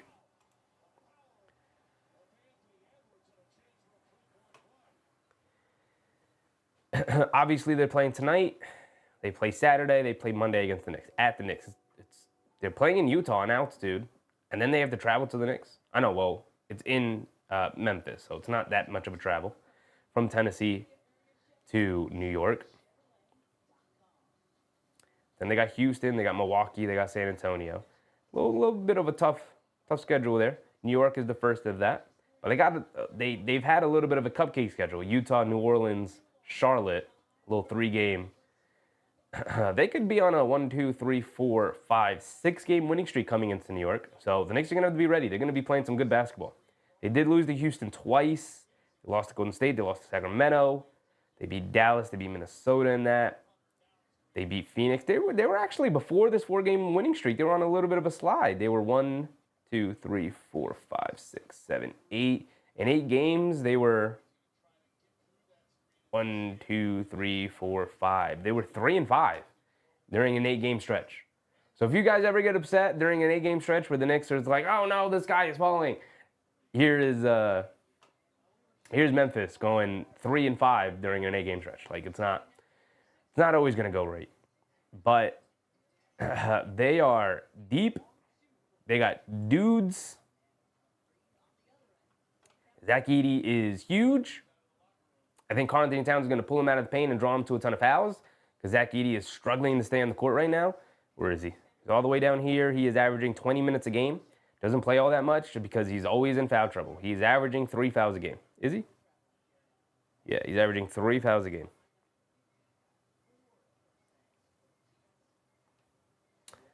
Ja plays 28 minutes a game. Jaren Jackson Jr. plays 29 minutes a game. So they are constantly shuffling these guys in and out of their lineup. These guys do not play more than 30 minutes a game. They are averaging. The person on the team averaging the most minutes is Jaren Jackson Jr. at 29.4. He's also averaging the most points. That's a tough matchup for Anunoby. OG is going to have his handfuls with Jaren Jackson Jr. Although it's the kind of team that the Knicks can kind of beat up on the glass. Zach Edey leads them in rebounding with 7. Aldama with 7. Jackson Jr. with 6. They kind of rebound as a group, though. Desmond Bane, their guard, comes in for 5.5. Clark off the bench. LaRavia, like, they gang rebound. That's how they play. As far as injuries go, who's playing, who's not playing? Aldama's out with an illness, so he'll probably be all right. But Ja is also out tonight. Marcus Smart's been out for a while. LaRavia is out. Expected to be cleared for all court activities later this week. So Vince Williams Jr. has been out. Cam Spencer has been out. So there's 1, 2, 3, 4, 5, 6 guys out today for the Grizzlies. Mike said the Lakers fired Mike Brown a long time ago. Yeah, Mike Brown's been fired a couple of times. Fired this season by the Kings. Memphis is starting. We didn't even check Memphis. We checked if Zion was playing for the Pelicans. Of course, we knew he wasn't. DeJounte Murray 7 for 8 though. Okay. Jalen Wells, Zach Edey, Luke Kennard, Desmond Bane. They do it as a committee, man. They do it as a committee. G.G. Jackson is back. He's a dude. He's a dude off the bench. G.G. Jackson, welcome back. So it's not going to be easy for the Knicks on Monday against this Grizzlies team. Most likely take kind of a rest day, taking the night off against this Pelicans team, knowing that Zion's not playing, knowing that Herb Jones is out.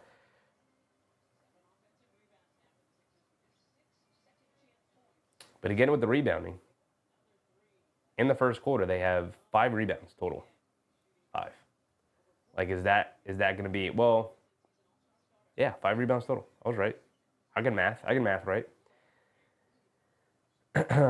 Is that going to work against the Knicks? Where you got to rebound? You got to rebound against the Knicks? And it sounds like we're back, finally. Finally.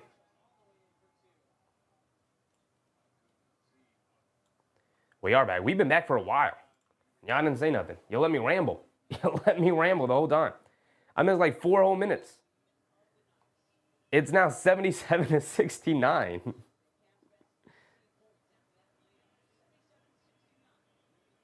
And now we're going to a timeout. Jeez Louise. I missed so much. So much.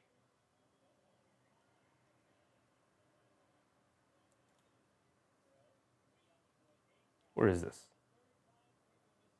Here we go. We didn't even really go through the box score of this game either. Let me pull it up.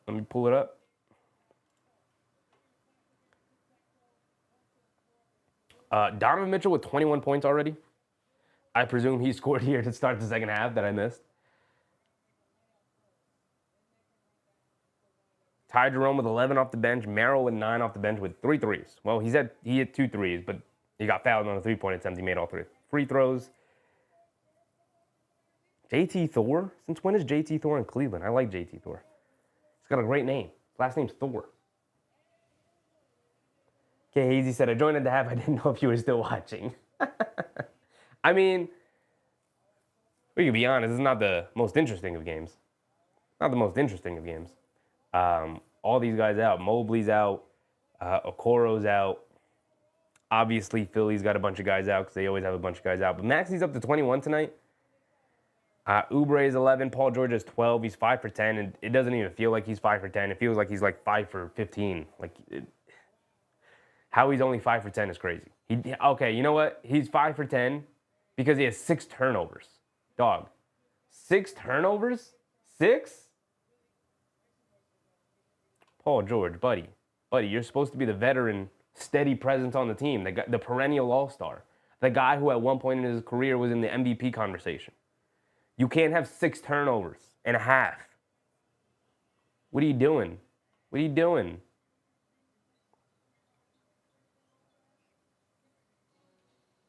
It's for the Cavs. They got a bunch of turnovers too. Overall, as a team, they have only 2 turnovers. What is I looking at? That's not right. That's not right. They have 10 turnovers as a team. It's got to be 10. It's got to be 10. 1, 2, 5, 7. I got 7 turnovers as a team. There it is.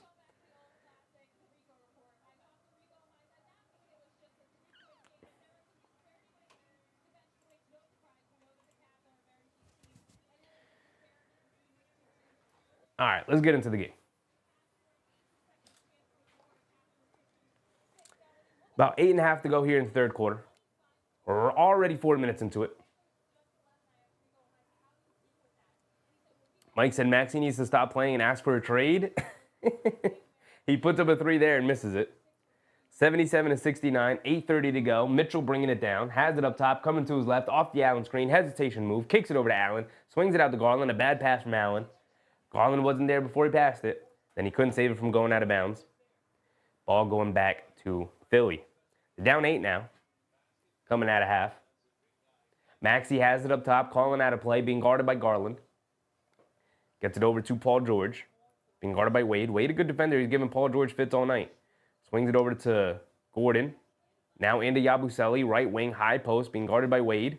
Swings through to his right, banging down low, goes up, gets fouled. He's going to the foul line for 2 free throws.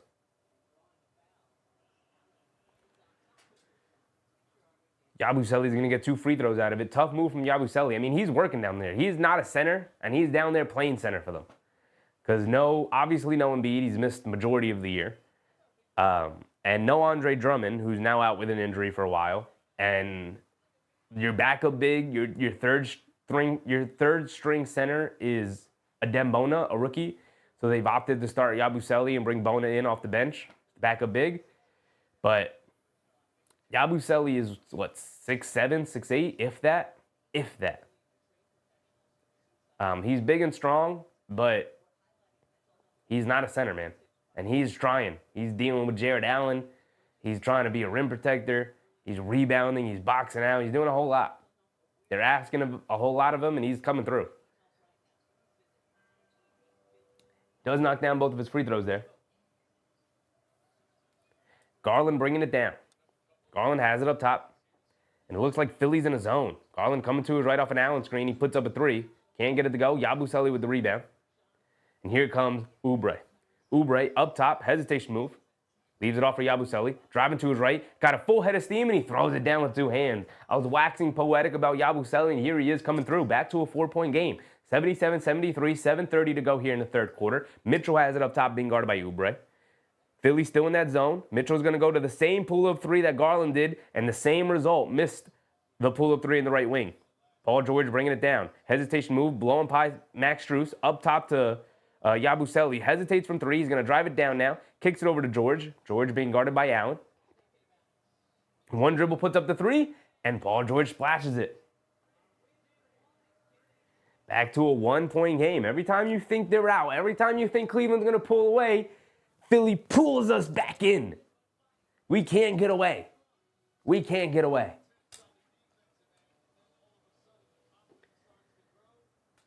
Kay Hazy said, where would Maxey fit in? Around the league? Everywhere.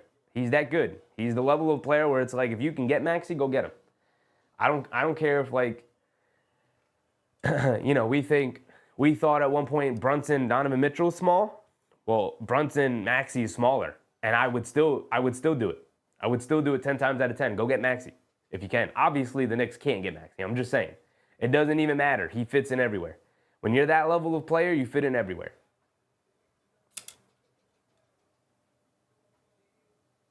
Mike said anywhere else except Philly. I'm right there with you, Mike. Literally anywhere else. 29 other teams would want Maxey right now. He's good. Real good. Put him in a situation that isn't a dumpster fire. Ooh, why did that boy go crazy? Vertifies and Maxey making money in Philly can be fun. Not everyone is win or die. Yeah, I mean, he's still really young. It's just like, it's not just that they're losing. It's just that they have no future. They just signed Joel Embiid to a max contract this offseason, or to a max contract extension. They made sure they got that right in, just as he has his worst health season in years. And, signed Paul George to a 4-year max contract that the Clippers were like, yeah, we're not going to give that to you. And Philly was like right at the front of the door, like, ooh, we'll give it to you. We'll give it to you. Come play for us.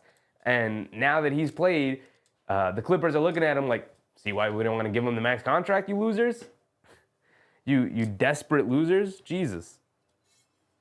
So they have no future because at this point, you're looking at Paul George trade options.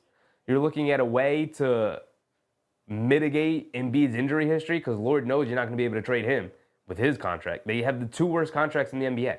So it's not entirely about, just let Maxey have fun down there in Philly. It's not going to be fun. It's not going to be fun unless they can maneuver their way out of some of those contracts. They do have McCain, though. They do have Jared McCain.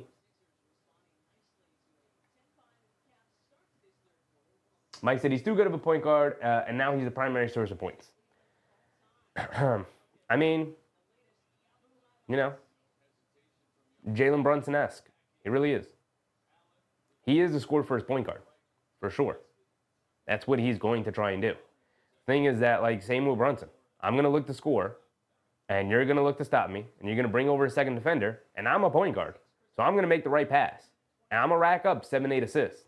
But best believe I'm getting my 30, because that's what I do.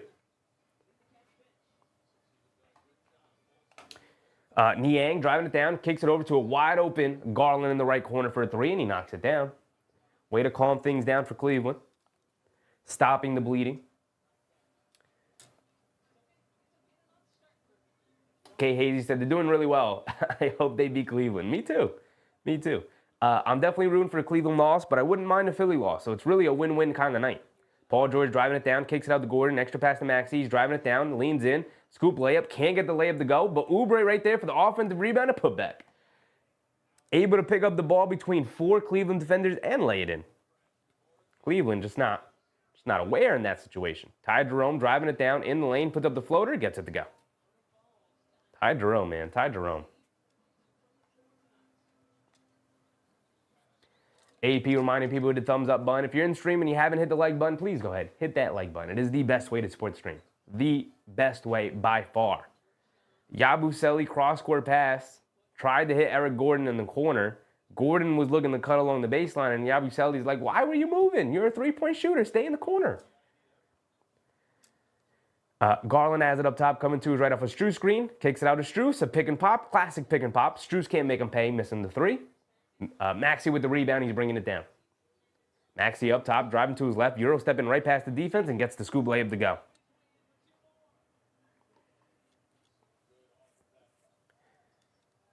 Past the halfway point, Garland fires the left wing 3, can't get it to go.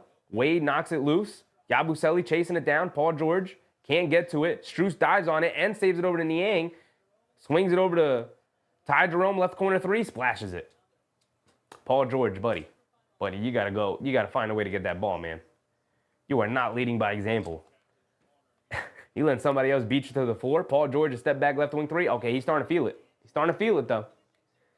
Starting to feel it offensively. Getting them 3 points right back. Garland driving to his left, right past Oubre, high off glass, can't get it to go. Paul George, good rim defense. Came over on the help on the weak side. Now Oubre driving it down, leans right in, gets the foul, and 1 for Kelly Oubre. Here comes Philly. Here they come, giving Cleveland all they can handle right now.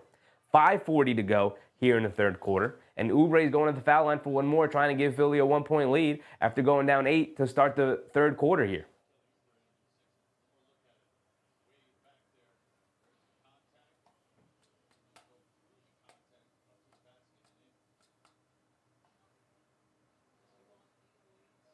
Oubre's at the foul line for 1 more. He's got 15 points tonight.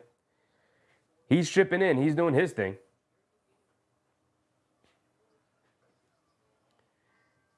Oubre knocks down his and one free throw. Here comes Garland. Philly takes the lead. Garland has it up top. Coming to his right. Now crossing over to his left. And snakes his way right through the Philly defense and gets an easy layup at the basket. Maxey has it up top, hands it off to George. George being guarded by Garland. He's looking to dance with it. Driving to his left. Going all the way to the basket. Takes the contact and gets the layup to go over Niang. And both these teams are going back and forth. You hit a three, I hit a three. You get a layup, I'm getting a layup. Merrill, a left wing three. Can't get that one to go. Paul George with the rebound. Oh, no, Justin Edwards with the rebound. Excuse me. Maxey bringing it down, gets it over to Gordon. Now gets it over to George. Right corner, being guarded by Wade. Jab step. Swing through. Behind the back. Step back. Puts it up over Wade. Ooh, can't get it to go. He's feeling it, though. You can tell. He's dancing with it now. Here comes Ty Jerome bringing it down. Right side of the court. Maxey's going to pick him up. Ty Jerome up top to Garland, being guarded by Oubre, dancing with it, a step back three over Oubre. Ooh, sweet move from Darius Garland with the step back three. Maxey has it up top, fakes the handoff, keeps it, attacking Jerome off the bounce, Euro stepping down the lane, scoop layup with the right hand, can't get it to go. Oubre right there for the offensive rebound and putback. Oubre is everywhere he needs to be right now. Garland on the left wing, dancing with it. Double behind the back move, kicks it in the corner to Niang. Left corner, deep corner three for Niang. Bounces on the rim a couple of times, but he can't get the friendly roll. And then Garland fouls Paul George in the backcourt. 3 minutes to go, and we're tied at 90. I'm very surprised in Philly's ability to hang into this one. It's off of the back of their three-point shooting, man. Everybody's been knocking it down. Paul George starting to get going a little bit here in the third quarter.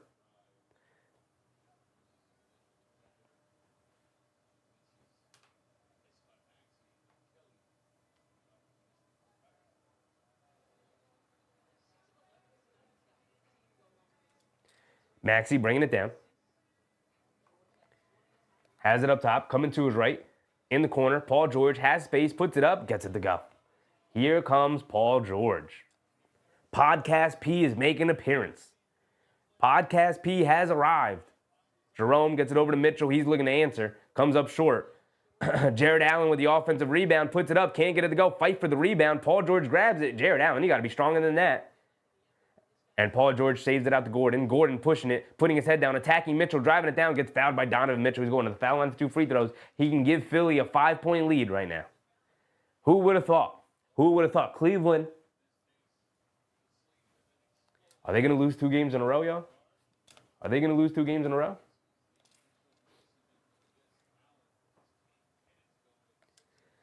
Jared Allen getting blocked at the basket while Philadelphia doesn't have a center out there is just, it's a choice. It's a choice. A Dembona subs in, an actual center.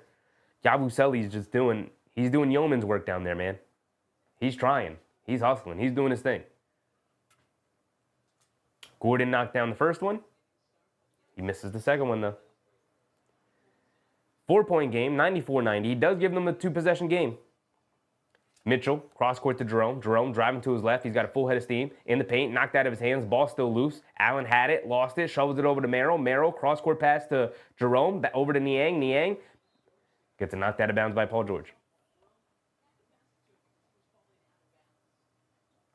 Kay Hazy said, come on, Philly, demoralize Cleveland.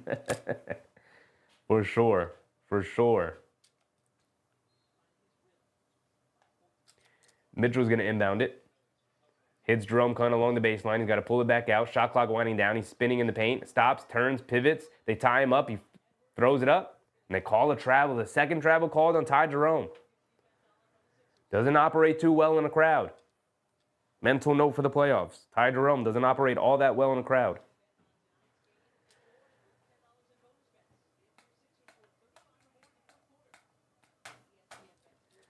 Oubre bringing it down. Coming to his left, off a bonus screen. Cross court to Gordon, catches, pump fakes, driving to his left, full head of steam, bounce pass down low to Bona, catches, pump fake, loses it, and here comes Cleveland. Doing a little too much, Bona, doing a little too much. They get it over to Mitchell, driving along the baseline. They shut him out, he spins, coming to his left, puts up the floater, can't get it to go, but a foul on Oubre. It's going to send Mitchell to the foul line for 2 free throws. Under 2 minutes to go here in the third quarter. Philly with a 4-point lead. Mitchell going to the foul line for 2 free throws. It's 94-90. Mike said Boston's paying Porzingis and he stays hurt. I mean, it was a bet that Boston made that Porzingis could be the missing piece to a championship team, and they won the bet already. So they could pay the rest of the contract and he could never play another game for Boston, but they won the bet already. They won the championship. All it takes is one, and it's all worth it. Mitchell at the foul line for 2 free throws. Gets the first one to go. A knockdown free throw shooter, Donovan Mitchell.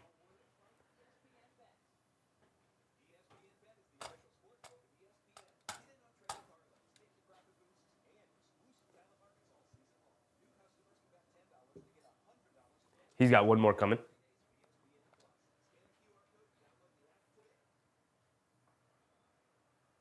Mitchell knocked down the first one, and he comes up short on the second one. So Eric Gordon split a pair of free throws earlier. Now Donovan Mitchell splits a pair of free throws. Anything you can do, I can do better.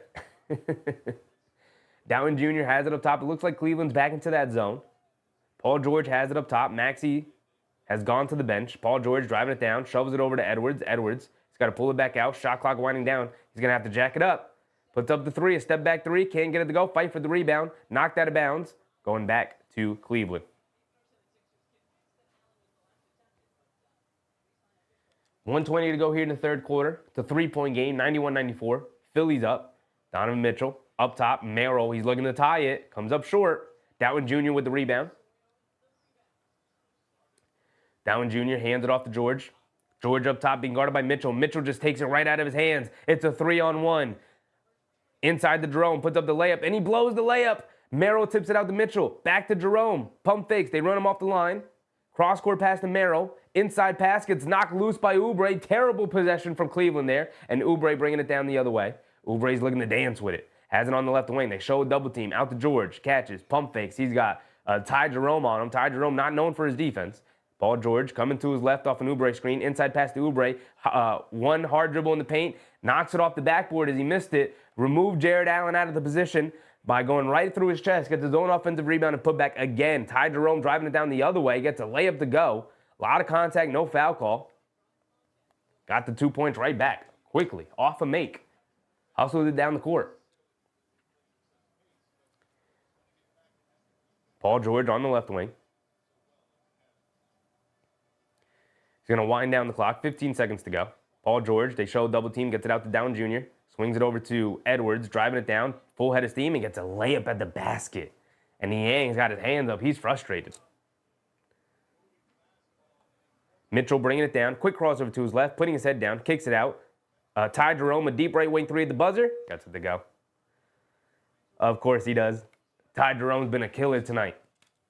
He's made some silly plays. He's got some turnovers on him for sure.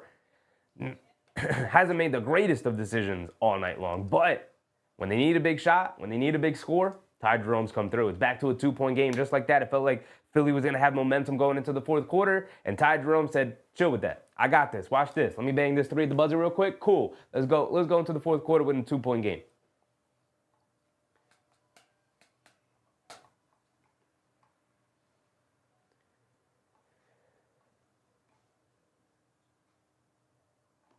Mike said, I know we have what we need at point guard. JB is the man. I'm just wondering if we're still trying to get Donovan. No. That's been long gone, Mike. He signed the extension in Cleveland. There's 0% chance he ends up in New York anytime soon. If it were to happen, it's going to be like 4 years from now when he's way past his prime. There is no Donovan Mitchell in New York happening. No more evidence than the fact that Johnny Bryant left the Knicks coaching staff to take the exact same coaching job, associate head coach, which is what the title he had in New York, to take the exact same job in Cleveland. Because part of the reason why he took the job in New York was the expectation that the Knicks were going to eventually trade for Donovan Mitchell. And when it became apparent that, okay, that's not going to happen, he's signing the extension in Cleveland. He's not going to be a free agent. He's not going to force his way to the Knicks. The Knicks aren't going to force their way to getting him either. They're not going to push the envelope there. Johnny Bryant said, okay, cool, I'll go coach with Cleveland. You know? So if there's any evidence to prove that Donovan Mitchell will definitely not be a Knick, it's the fact that Johnny Bryant left for a lateral coaching move to be the same exact position, to be associate head coach in Cleveland. Why? Because he wants to be with Donovan Mitchell. Was part of the reason why he took the job in New York to begin with, right? He was the assistant coach in Utah, took the associate head coach job in New York with the presumption that they're going to end up with Donovan Mitchell. And when that didn't happen and he ended up in Cleveland, they gave it some time to see if he would hit free agency and if he would force his way to New York. And when it became evident that, like, oh, this is Jalen Brunson's team, we're not going to force the Donovan Mitchell thing anymore, he ended up deciding, oh, okay, so Cleveland it is. Let's go to Cleveland. So that's out the window. He is in Cleveland for the foreseeable future. Signed the contract extension last year or this summer, whenever he signed it.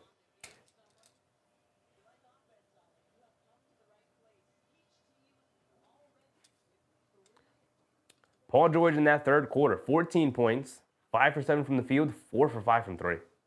Jeez. Here we go. Maxey's back in, start the fourth quarter, presumably going to play the whole fourth quarter. Merrill into Thompson, back out to Jerome, foul line floater, bounces on the rim a couple of times, but he gets it to stay down with a nice friendly roll.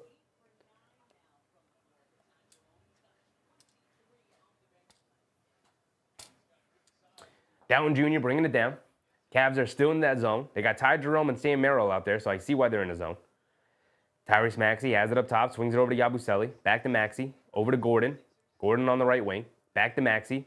They're not getting any paint penetration. Now Maxey's going to drive it down, gets the foul. Can't get the floater to go, but he did draw the foul on Merrill. He's going to send him to the foul line for 2 free throws.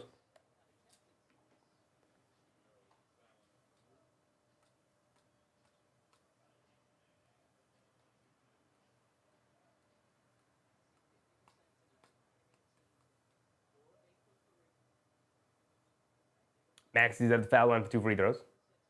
Gets the first one to go. Vertify said, for me, that is silly because of Cavs' success. Not going to move him anyway. What do you mean? What do you mean? Not going to move who?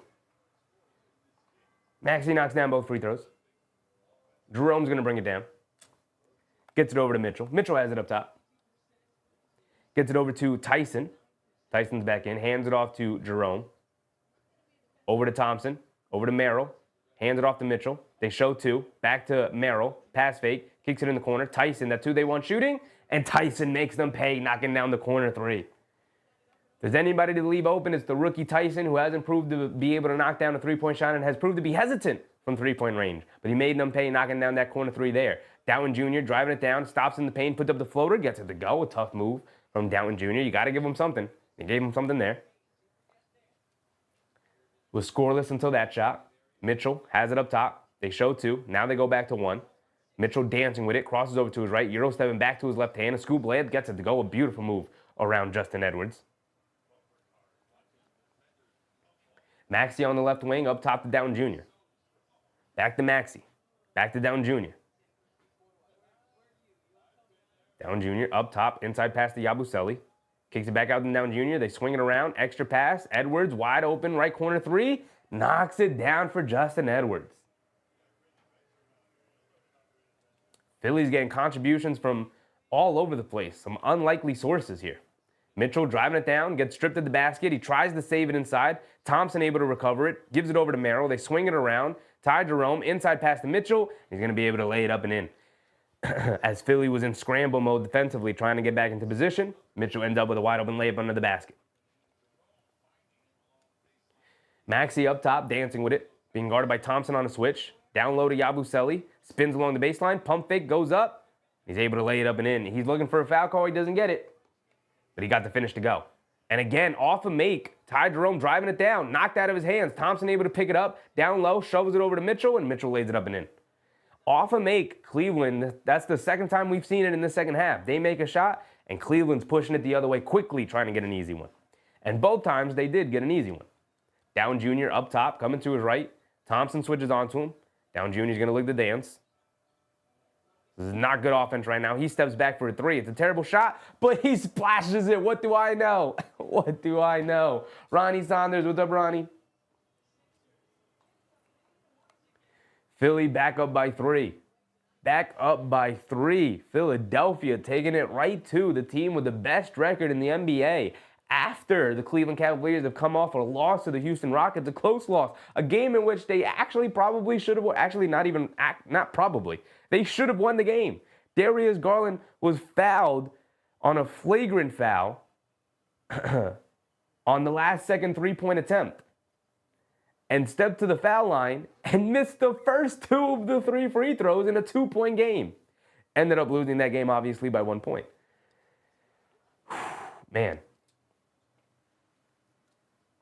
Mark said, I'm sitting here watching the 98 finals on YouTube, and this is terrible basketball. Mark, welcome to the side, Mark. Welcome to my side. You know what I've been thinking, Mark? During the offseason, what I think I should do is go back and watch those games. Right? We'll stream them. We'll put them on.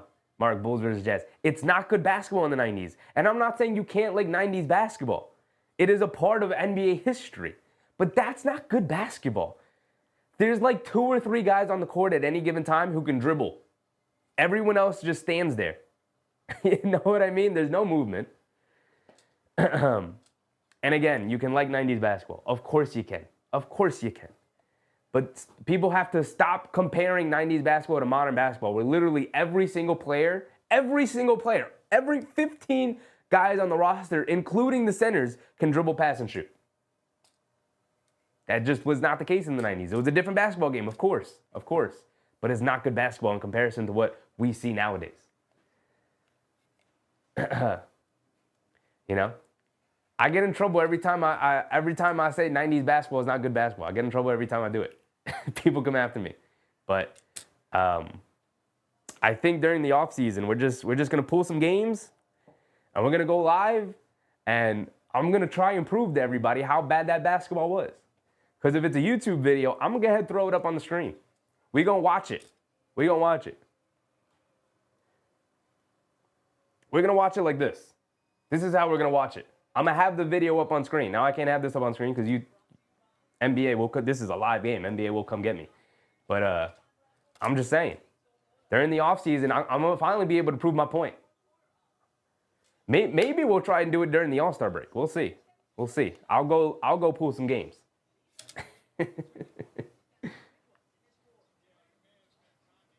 AB said I had the John Starks dunking on Michael Jordan poster.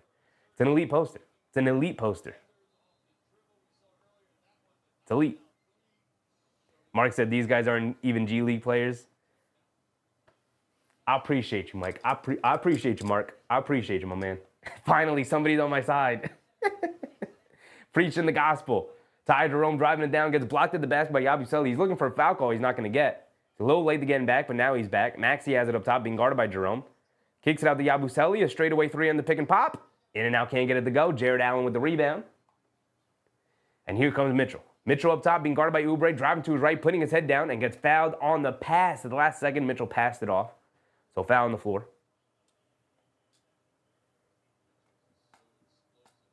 AP said I have my 90s Knicks DVDs. Don't ever get rid of those, my man. Don't ever get rid of those. Ronnie said, Chef, you're wildin'. I'm not, brother. Go back and watch them. Mark just said it. Go back and watch them. It's not good. It's available on YouTube. It's not good basketball. We're going to watch them. I'm going to prove to y'all. I'm going to prove it to you. Ty Jerome has it up top. Steps back, kicks it out to Merrill. Merrill, right wing 3, wide open. Can't get it to go. Yabusele rips down yet another rebound. Here comes Tyrese Maxey bringing it down. Approaching the 8-minute mark here in the fourth quarter. Philly holding on to a 3-point lead. Maxey gets it over to Oubre. Oubre driving to his right along the baseline. Stops, turns, pivots, kicks it out to Yabusele. Extra pass. Edwards pump fakes, blows past Allen in the paint. Kicks it out to Down Jr. That's the guy they want shooting. Puts it on the floor. Mid-range pull-up jumper. Can't get it to go. Under 8 to go. And here comes Cleveland bringing it down. Has it up top. Puts it up. Gets it to go right between the eyes of Justin Edwards. Ties it up at 110.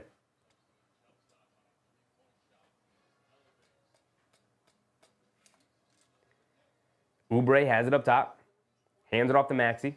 Maxey being guarded by Tyson on the switch. Coming to his left off a Yabusele screen. Stepping back, dancing with it against the rookie Tyson. Now driving to his right. Kicks it out to Yabusele. He pump fakes, driving it down. Hits Oubre, Down Jr., cutting down low. Out to Edwards. Edwards is going to put up with the shot clock winding down. Can't get it to go. Yabusele just clearing out Jared Allen. And then Tyson comes up with a big old block. And here comes the Cavs. Tyson, a left corner three after the block. Comes up well short. Oubre rips down a rebound. Here comes Maxey pushing the other way. We're tied at 110 with 7 minutes to go here in the fourth quarter. This turned out to be an excellent game. I mean, the basketball isn't the greatest, but Philly's knocking down shots. They look competent out there. Maxey has it up top, driving to his right, gets fouled by Jared Allen out on the perimeter. And Yabusele, hands on his shorts, man, he is tired out there. He is hustling his butt off. He is out there trying to be a center when we know he's not a center.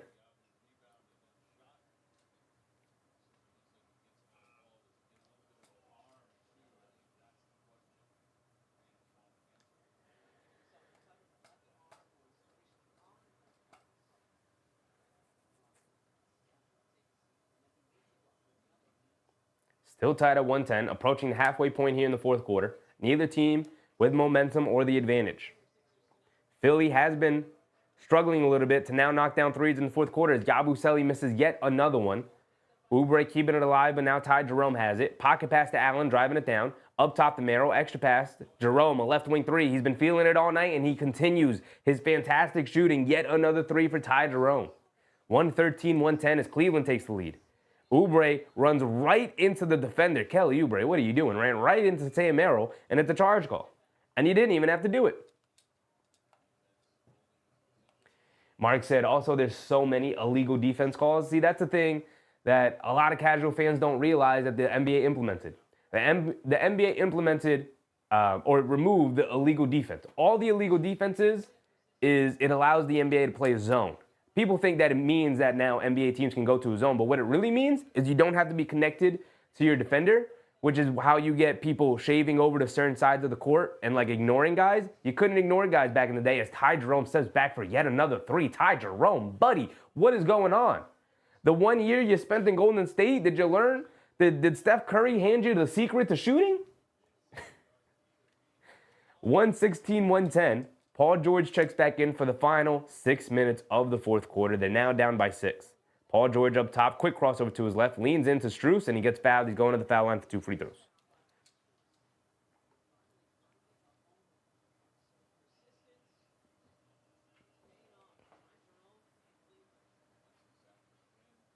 Mark said it's 28-22 in the second quarter of the NBA Finals. Not great basketball, man. It's not great basketball. You're preaching to the choir. I've been trying to tell the community this for all year.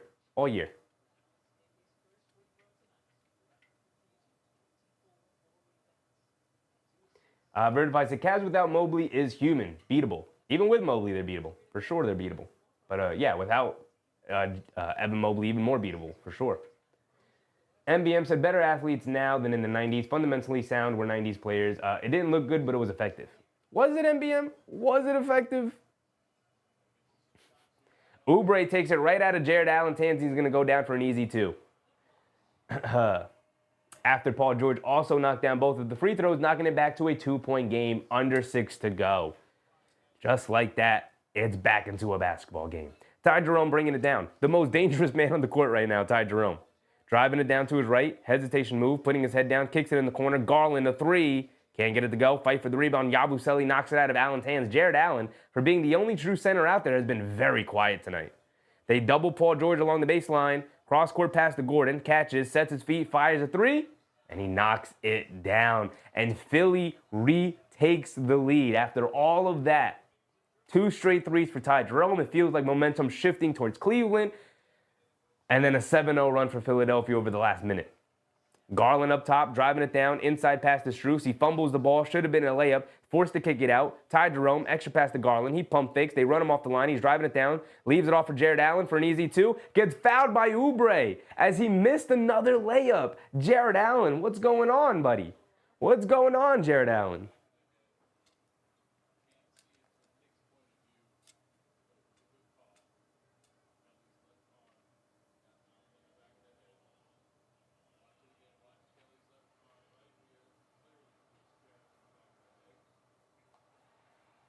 Mark said, disagree. MBM, do some archive watching. This is sloppy. Yeah, like I said earlier, there's like 2 or 3 guys on the court at any given time who can dribble the basketball. Everyone else is not fundamentally sound. You know?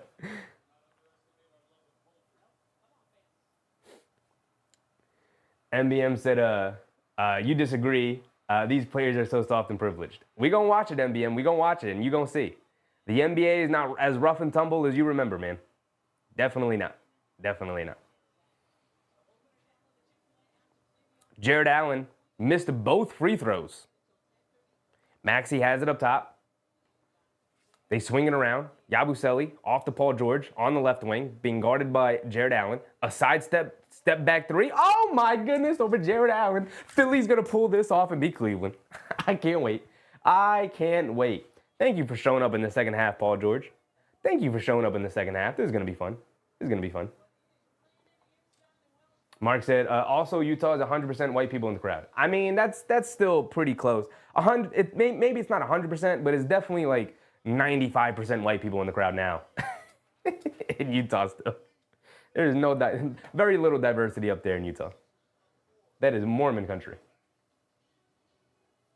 Vertify said, big discussion. What if they call the foul on MJ, no 3P, or Game 7 win for MJ? Yeah. They go to Game 7. That was Game 6, Verify. That was Game 6. So they would go to Game 7, and who knows? Maybe they win, maybe they lose. I don't know, but you know.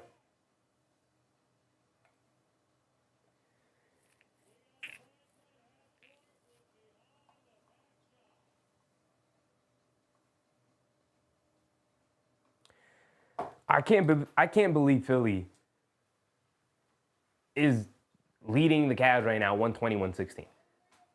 The defense from Cleveland without Evan Mobley out there is pretty bad. I mean, they're playing Sam Merrill. They're playing Ty Jerome. Not good defenders at all. Darius Garland, not a good defender. But they've gone to a zone a couple of times. I know they're out a bunch of guys. No Mobley, no Okoro, no Karis LeVert. But you still got Garland, Mitchell, and Allen.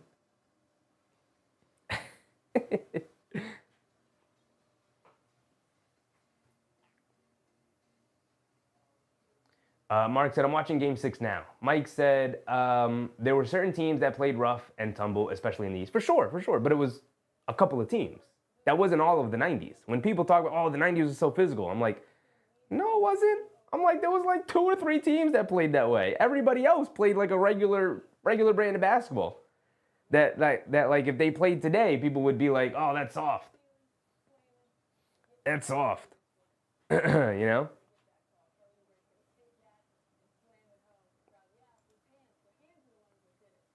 But, you know, like that's just perception. That's just memory. Also, because we're New Yorkers, we remember the Knicks, who played a tough physical brand of basketball. So if you watched all those games back in the day, it was, you know, you watched a physical brand of basketball every night, and you were like, that's my perception of the league. Like, that wasn't the whole league.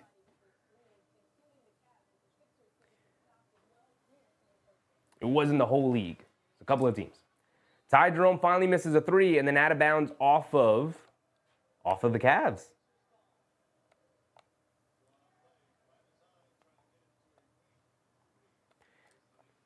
Maxey's been very quiet in this half for the most part. He's had a couple of buckets here and there, but it's been the others a lot for Philly. They're grinding this game out. Yabusele fakes the handoff, driving it down, takes a ton of contact, can't get it to go, but Oubre just out-battles Jared Allen for the offensive rebound, then out-battles him again for the offensive rebound. No foul call, a lot of contact. Here comes Mitchell pushing the other way. Gets it over to Garland in transition for an open 3. He can't get it to go. Fight for the rebound, knocked out of Jared Allen's hands yet again. This Jared Allen performance is not answering a lot of the soft narratives that came out after the Knicks series 2 years ago. He is getting destroyed by Yabusele and Kelly Oubre down low, man. Niang driving it down against Oubre, blows the layup. Blown layup after blowing the layup for Cleveland tonight, man. It is an ugly basketball game. Philly's going to pull this one out. 3:30 to go. Maxey up top, coming to his left. Has it up top, being guarded by Jerome. Dancing with it. Gets it over to Eric Gordon, a deep right wing three. Oh, he knocks it down. Cleveland's going to lose to Philly. With no Joel Embiid. They're going to lose to Philly, a 13-0 run for Philly. Don't blow this at the end, Philly. Come on. Mitchell, Euro stepping down the lane. Gets fouled by Paul George, gets stripped up.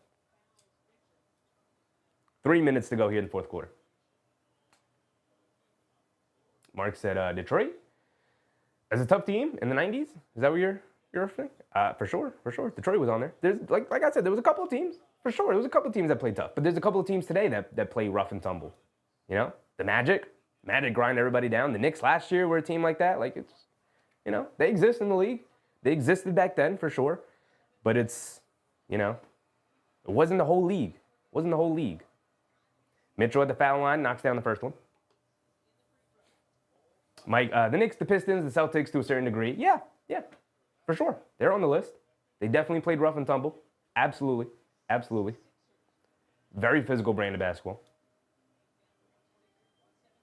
Mark said, I watched them, but that's all we knew. Yeah, looking back and having today's NBA perspective, it's so different. I'm watching old men play basketball right now. Yeah, it just,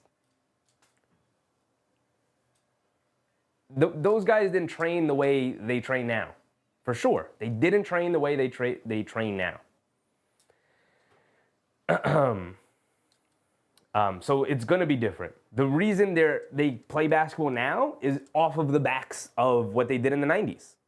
I got a ton of respect for the 90s, but it's not comparable to today's basketball. It's not, right? We don't get today's basketball without getting what we got in the 90s and the early 2000s, which evolved into the 2010s, which evolved into the late 2015s, into the late 20, like the Steph Curry revolution, the three-point revolution, into what we get now. But, you know,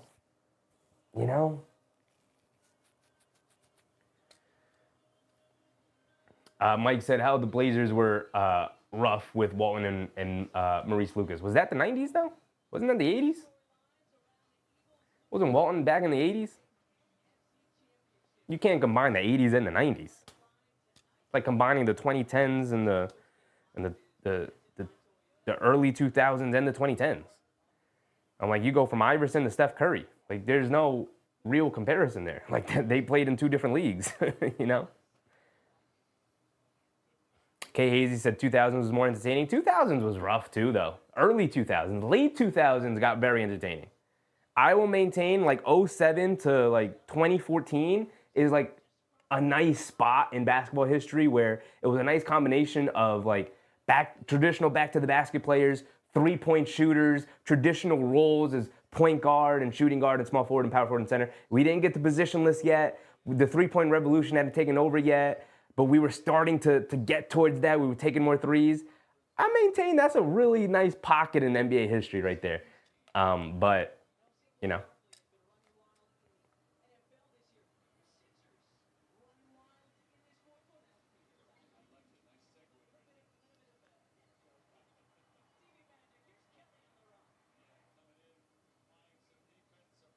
Kay Hazy said the 90s were more fun. I would disagree, Kay Hazy. You were just younger at the time, and it was a lot more fun to follow for you, personally. The 90s were more fun for you, which is fine. Perfectly fine. Could be more fun for you, for sure. But overall, basketball is far more fun to watch now, objectively. But if it was more fun for you back in the 90s, then it's more fun for you. Not telling you how to feel. I'm just saying, overall, basketball is more fun now. Mark said, I respect how the skills have evolved. Yeah, I mean, it's off of the backs of what they did in the 90s for sure. But there is no comparison. As Mitchell misses a free throw, you can't be missing free throws in this situation, my man. You're down 6 with 3 minutes to go. I guess it's not the end of the world. You got 3 minutes, but them missed free throws are going to come back to haunt you. Oubre gets fouled by Garland. We're under 3 to go. Asher Cat, what's up, Asher? Fun game today. Yeah, I'm surprised at how well Philly has taking it right to Cleveland here. Cleveland has played almost no defense tonight. I mean, no Okoro, no LeVert, no Mobley. So they're lacking a lot of defense out there, playing Ty Jerome and Sam Merrill a lot of minutes with Garland and whatnot. But 123 for Philly with a little under 3 minutes left to go. Gordon driving it down, kicks it out. Paul George gets open to the left corner three. Can't get it to go. Yabusele, an offensive rebound. He's in the paint, surrounded by three players, gets stripped. And here comes Strus pushing the other way, gets it over to Mitchell. Mitchell, a pull-up three in the left wing. Can't get it to go. Fight for a long rebound. Oubre gets it. And Philly's going to slow it down.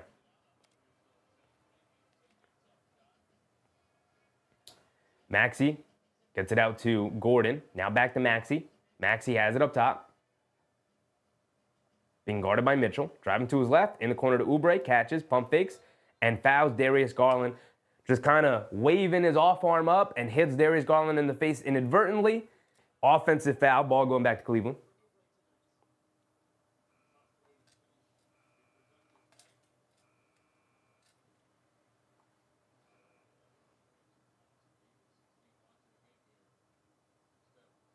Okay, Hazy said you weren't around at that time. Objectively, basketball is more entertaining now than it was in the 90s. Okay, Hazy? Objectively. Absolutely. You can have more fun in your personal life watching basketball back in the 90s than you do today. But that is not what it's like to watch basketball. As Donovan Mitchell turns it over, man. Whew. Here comes Maxey. Maxey bringing it down. 2 minutes to go. Under 2 minutes to go. Maxey has it up top, being guarded by Jerome. Coming to his left, gets it over to Gordon, up top, dancing with it. Quick crossover to his left, blowing right past Mitchell. Gets it over to Justin Edwards, gets fouled going up. He was looking to throw that thing down. Man.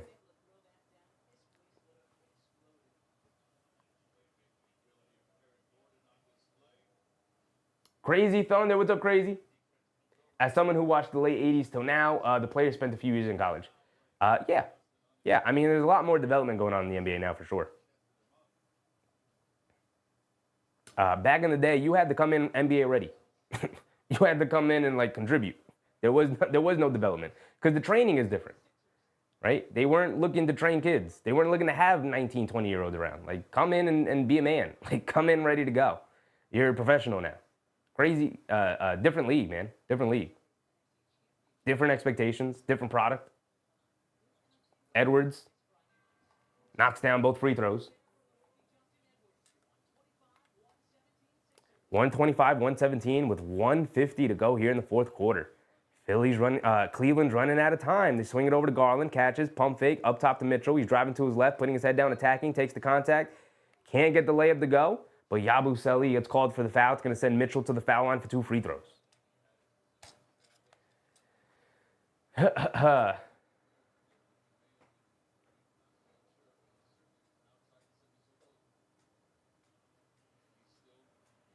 MBM said, comparing eras is ridiculous. We are bored watching games now. We were never bored in the 90s. It's literally anecdotal, MBM. That's literally anecdotal. That's what anecdotal means. You had fun watching it in the 90s, and now you don't. Now you're bored. And that's fine. It's fine. I'm not telling you, no, you actually didn't have fun in the 90s, and you're actually having more fun now. I'm just saying, objectively, basketball is more fun to watch now. You have more options to watch. You can watch literally any game you want every single night. You know? The game is faster. There's more scoring. There's more skill. There's better players all around. You know? But like I said, we'll watch 90s games. You see what you did, Mark? Now you got everybody turning on me again. Now you got everybody upset at me because I said the 90s aren't as good as they remember. Paul George driving it down, gets a lefty layup to go, and a foul for Paul George. After Mitchell knocked down both of his free throws, they're going to send Paul George to the foul line for an and one opportunity. Asher said, I mean, the Rockets-Cavs game was really fun. Yeah, I mean, we watched some good basketball these last 3 days while the Knicks have been off. We watched some good basketball. We had Cavs, Rockets the other day. Last night, who did we watch last night? Who did we watch last night? You're not gonna send me to the channel? Who did we watch last night? I can't literally remember at all. Heat Bucks. That wasn't a great game. I mean, it was fun for a little bit, and then, you know.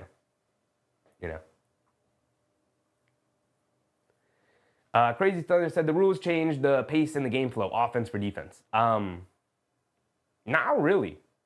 Not really in the sense, yes, some rules changed to help the offense, for sure, 100%. But they made a rule change in the late 90s, not in the late 90s. When did they make that rule change? Early 2000s, something like that? For the illegal defense rule, which made offense way harder in the early 2000s. And games were ending in like the 70s and 80s. Like games were ending like 77 to 74. Like it was terrible basketball in the early 2000s. And then players got better and they adjusted to it. And they adjusted some of the rules slightly. But they actually changed some rules that made defense too good in the early 2000s. And then things changed, but also players just got better, man. Players just got better. You know, the illegal defense rule change is the biggest rule change, in my opinion. The second biggest change in the NBA ever. The first is adding the three-point line, of course. But the second biggest one is changing the illegal defense rule.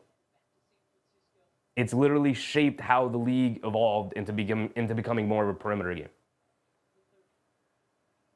Poor George at the foul line. Misses a free throw. I let the timer tick out, my bad. 1:20 to go. Philly with an 8-point lead. Over to Garland, right corner three, he's wide open. He splashes it. Uh-oh, game's not over yet. MBM said you said you were just bored watching these games. If it's a bad game, I'm bored. Sure. Philly's also a bad team who played well tonight, and it's been unexpectedly a good game. But I watch basketball every night, man. I watch basketball every night. Some nights you get bad games and you get bored. Most of the nights you get pretty good games because there's good games on almost every night. And I can watch any game I want. Whereas back in the day, you were at the whim of what was the national TV game and if the Knicks played a good game or not, you know? Paul George along the baseline, he's got to chuck it up with the shot clock winding down. Can't get it to go. Mitchell comes in for the rebound. Under a minute to go. It's a 5-point game. Here comes Mitchell. Mitchell up top. He's going to pull up for three. Comes up short. Fight for the rebound. Knocked out of Allen's hands. It's going to remain with the Cavs. 42 seconds to go. It's a 5-point game. It's not insurmountable. It's not insurmountable by any means.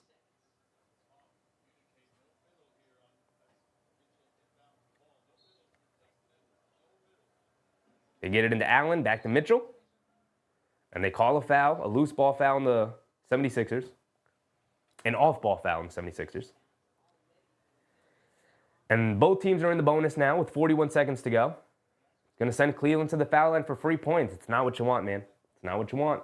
It's going to send Mitchell to the foul line for 3 points. Oh, no, it's not. No, it's not. Who's going to the foul line? Jared Allen? He was the one sending the screen. Ty Jerome. Ty Jerome's been knocked down all night long, but he misses a free throw. You can't be missing free throws, Cleveland. This is the exact thing that burned them in the Houston game that we watched. The exact thing. Casey said, I don't think Entertainment Valley can be argued objectively because it involves the overall feeling everyone's watching. Yeah, I mean, like I said, you can personally enjoy the 90s more. That's fine. You had more fun back then. I'm not telling you didn't. I'm saying that basketball is more fun to watch. You have every game you can watch every single night. I can watch whatever game I want. Every game. I could watch 82 games of the Clippers if I felt like it. If I was a Clippers fan living in New York, I could watch them. You couldn't do that back in the day. You have more options for entertainment, which inherently means it's more entertaining. Mitchell bringing it down, coming to his left, crossing over. They show double team, kicks it out to Jerome. Jerome, like I said, has been knocked down all night long, and he knocks it down again. He did knock down the second free throw, so now it's a 1-point game with 11 seconds to go. Whoops. Boom, boom. 127, 126, 11 seconds to go. Mark said, do you think MJ should have been called for the offensive foul in that push-off in Game 6? No, man. Let great players be great. Let great players be great, man. Absolutely not. Was it a foul? Hell yeah, it was a foul. Should they have called it? Absolutely not. Allow the players to decide the game. Don't let yourself get pushed off, Russell. Come on, dog. Be stronger. Don't let yourself get pushed off.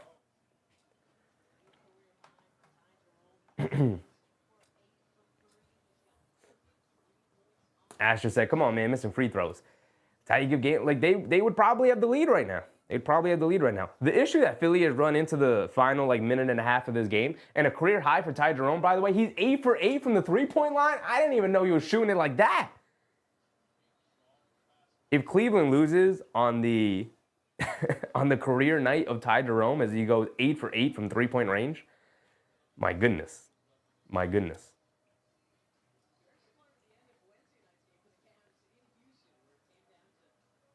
Mark said, I don't think so. He had his hand on him, but he got his ankles broke. Yeah, for sure.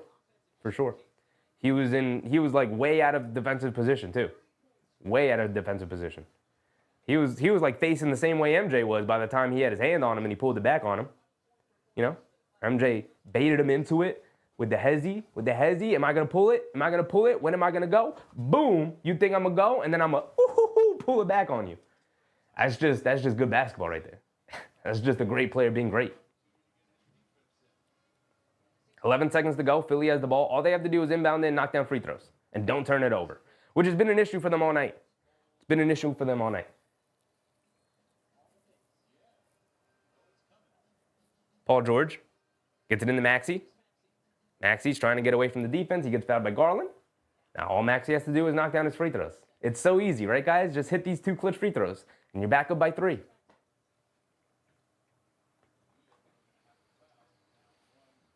Mike said, sports, especially basketball, is a beautiful game, which not only the skilled but the unskilled can enjoy. Absolutely. I mean, go to any LA Fitness and you're going to see somebody who looks like he played D1 college basketball and somebody who's there just trying to get cardio. You know? Tyrese Maxey at the foul line gets the first one to go. Crazy Thunder said, looking forward to some old games, doing a great job. Keep it up. Thunder up, baby. Peace out. Appreciate you, Crazy Thunder. Yeah, maybe we'll book them for the All-Star break. We'll definitely watch a bunch during the off-season. But, you know, maybe we'll test it out during the All-Star break, for sure. For sure. And we'll watch from all eras. We'll try to watch some 80s. I'll try to find some 80s games that I think are good and interesting. We'll definitely watch a bunch of 90s. We'll watch some early 2000s. Watch some Kobe in the late 2000s. Maybe we'll go back and watch LeBron and take on the Juggernaut Warriors in, you know, that era. We'll try to hit it all. We'll try to hit it all because we got time. We got time. Mike said Jordan should have been called for that foul. He definitely fouled him. But I think you just, in moments like that, you let great players be great. You know? And I think Byron Russell was way out of position. I think he set himself up to fail. Mark said it was barely a push-off. MJ peached him out of him.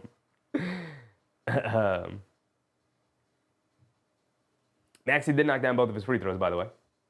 Thank you, Astra. Thank you.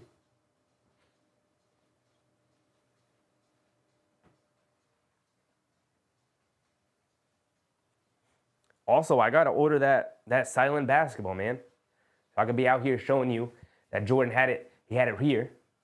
He had it here. Where do you have it? Do you have it on the right hand or the left hand? I can't remember because I didn't watch it live, obviously. I've only seen the highlights. But he had it here. Let's say he had it here. And as he went, he said, "Oop," pushed off of him. He said, "Oop," as he pulled it back. And then got open for that jumper. It's a 3-point game. Cleveland back in the same position that they were against Houston. Philly, no fouling a 3-point shooter, no 4-point plays. They can't get it into anybody, and they're forced to call another timeout. I believe that's their final timeout. That is their final timeout. I mean, they got to get a shot up here. So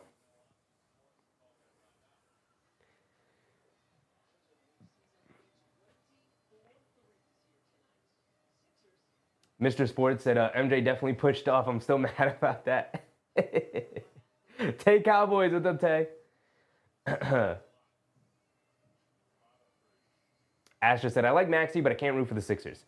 The only reason I can root for the Sixers is because it means Cleveland's losing. And if Cleveland loses, they're opening up the door for a team like the Celtics or the Knicks to climb up into that 1 seed and start seeping in some doubt into Cleveland's dominance so far this season.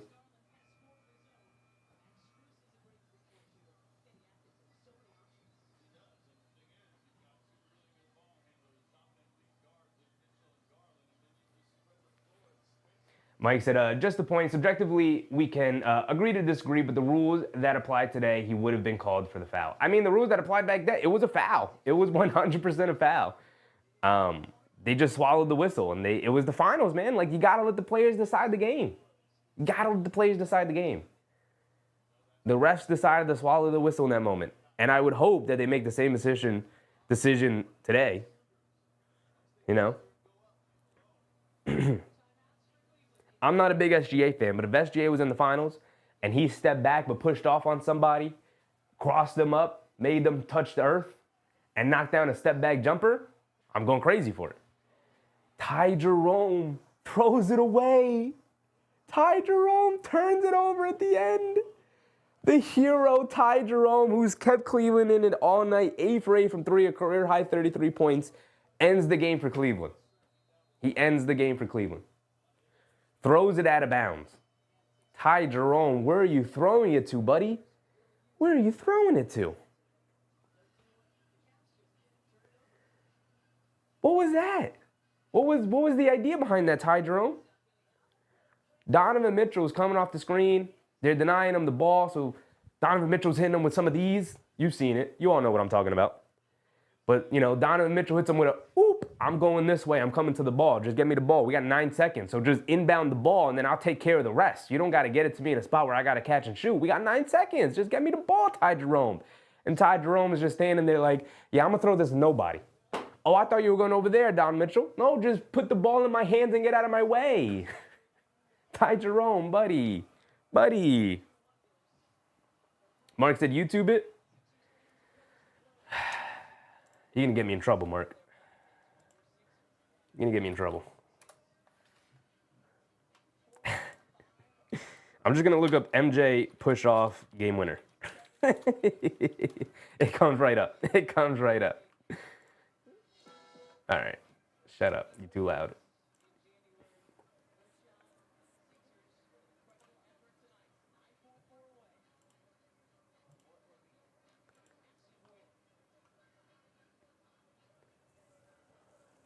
All right, as soon as the game is over, got 9.4 left. All Philly has to do is inbound it.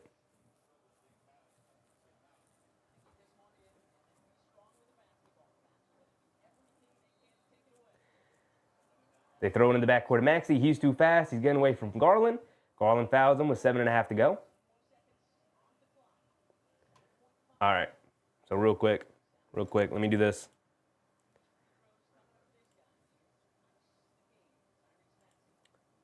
Maxey's at the foul line with 2 free throws. Jordan's got it. Left wing. Russell guarding him. Saying, watch this. Driving to his right. Ooh, nah, he crossed his ass up. He crossed his ass up. Oh, showed it slow, bro. Little tiny baby push, man. Little tiny baby push. That's a whole lot of nothing. That's a whole lot of nothing. Ooh, he crossed his ass up. Oh, man. Nah, that's clean. Nah, that's clean. My bad. I got to get it off the screen. The NBA is going to come get me. I can't be showing league pass like that.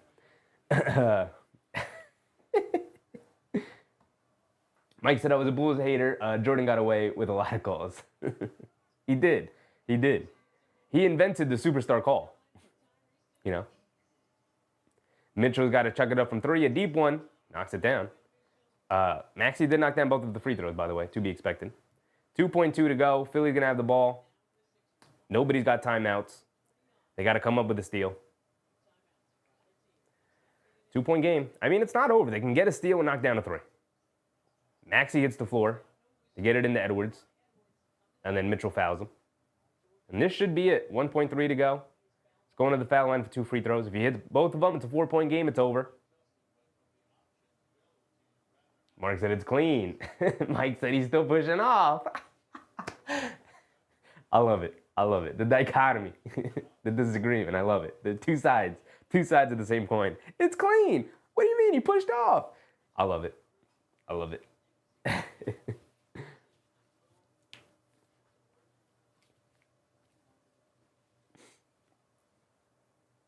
Edwards is at the foul line. This is a free throw. I mean, no timeouts remaining for either side. So if he makes or misses this, Cleveland, you got to make this, by the way. Cleveland has to go, like, chuck up a half-court heave. They got 1.3 on the clock.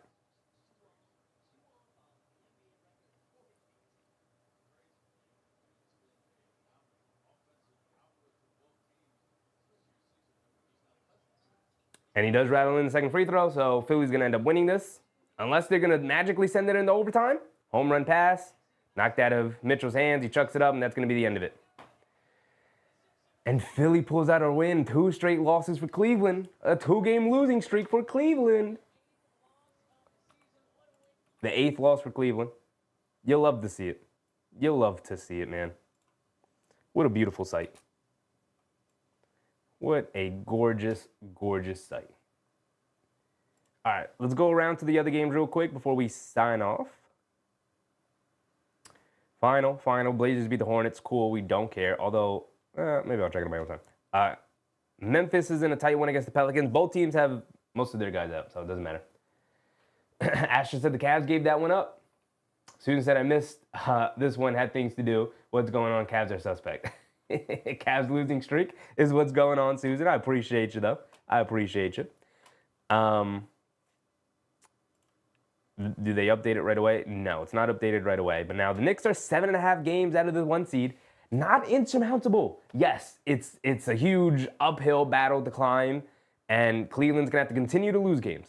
But it's not insurmountable. They're 36-8. The Knicks are going to be 7.5 games. If they win tomorrow, they'll be 7 games away from Cleveland, which, again, isn't the craziest thing in the world to make up, you know? You know? Alawai said we need Boston to lose too. Yes, we do. Yes, we do. When is Boston's next game? Saturday. Saturday, right? Tomorrow. Play tomorrow. Same as the Knicks. They play Dallas at 5:30. So we'll know the end of that game by the time we start our game at 7:30. So we'll know if we're going to be catching up or not. We'll know. And by the way, look at them. If you ever think the Knicks are struggling, look at Boston. Loss, win, loss, win, loss, win, loss, win. And it looked like maybe they're going to start stringing some wins together. They beat the Clippers in a close game. It was an overtime game, and it shouldn't have been because the Clippers had everybody. And then they got destroyed by the Lakers. And then they play a good Dallas team, and they're still on the road.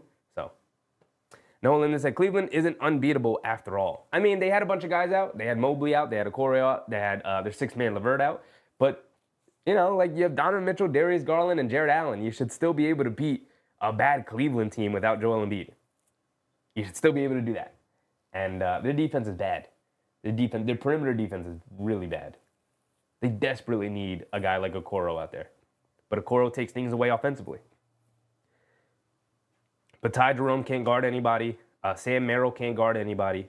I mean, they allowed Philly to score 132 points on them, man. That's not good defense. You know, people are talking about the Knicks defense, like allowing Philly to score 132 points on you. And Maxey only had 29. Paul George had 30. Yabusele had 12. 15 for Gordon. 22 for Oubre. 15 for Justin Edwards. Like, I'm sorry, man, but, like, you can't lose to this team. They only ran an 8-man rotation, too.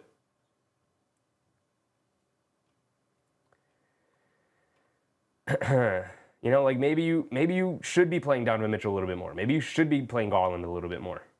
Maybe Jared Allen should get closer to 40 minutes. Although Jared Allen got killed on the glass tonight. 10 boards. There was no other centers out there. He allowed Yabusele to get 13 big old rebounds tonight. He allowed Kelly Oubre to get 13 big old rebounds tonight. They out-rebounded them 27 to, that was tied rebounding. But they gang rebound. Like, the guards go up and get rebounds. But you need Jared Allen to dominate down low, and he didn't. He did not tonight. He looked like how Mitchell Robinson makes him look. And that was against Yabusele. So I think if you muscle up against them, which is why I'm not an advocate for trading I'm not an advocate for trading away Mitchell Robinson. Because I think in a series against Cleveland, Mitchell Robinson's going to come in huge in that series. But, you know, against against Boston, you're probably not going to need Mitchell Robinson all that much, if at all. But you're going to need somebody like Mitch come playoff time for certain matchups. Cleveland's one of them. Philly may be one of them if they ever pull themselves together and back into it. Orlando's probably going to be one of them, where you're going to want to pack the paint on them because they're not a good perimeter shooting team, and they're going to be tough, and they're going to make it difficult on you. But if you got Mitchell Robinson there, like, I'm confident that between him and Karl-Anthony Towns, you're going to dominate the paint, right? So I would say you need Mitch for Cleveland. I would say you need Mitch for a team like Milwaukee, maybe. I know they got Brook Lopez, but when he's off the court, Towns can match up with Lopez, and then when they sub him out, you bring in Big Mitch to go up against Bobby Portis. Like, all right, Bobby Portis is going to hit, what, 1 or 2 threes in a game? Like, I'm not worried about that. And he's going to dominate the boards against Bobby Portis. Bobby Portis isn't a very good rebounder. So you could use him against the Bucks. Pacers, maybe not so much. The Pistons, you could use him against between Duren and Stewart. Like we said, the Magic. The Hawks, you could use him against between Okongwu and Capella. The Heat, we're not worried about. The Bulls, we're not worried about. And then Philly, if they ever pull themselves together, yeah, you could use them against Philly. So I would actually say majority of these teams, Mitch Robinson's going to come in huge in the playoffs. So that's where we are. We're going to meet again tomorrow for the Knicks. The Knicks are finally back, y'all. They're back. We get to watch New York Knicks play basketball tomorrow. It's a nice basketball day. There's going to be basketball on all day tomorrow. The Celtics tip off at 5:30, so we'll know the result of that game going into our game, and we'll know exactly where we stand. Either way, the Knicks got to come out with a victory. They are 2 games away from Boston for the 2 seed, and they're 7.5 games away from Cleveland for that 1 seed. If they win tomorrow, they'll be 7 games out, which isn't very close, but it's not insurmountable. We've seen crazier things happen. But I appreciate you guys. Thanks for hanging out with me these last 3 days as we watch non-Knicks basketball. Be prepared for more future content. We got Knicks coming back tomorrow, back to the old grind, back like nothing happened. So I appreciate you guys hanging out with me here in January. Very fun time, very fun game. Turned out to be a pretty fun game towards the end. But thanks, guys. Astra, Mark, K. Hazy, Robin, Mike, Susan, Noah Linden, Alois, K. Hazy. Appreciate all you guys very much. But go get some sleep. It's 9:40. Not too late. Go enjoy the rest of your night. I'm out, y'all. Peace. Bye. Oh, wait. Remember, brush your teeth. Stretch every morning. Eat healthy. Get a good night's sleep. And I'll see you guys tomorrow, 7:30, y'all. I'm out. Bye.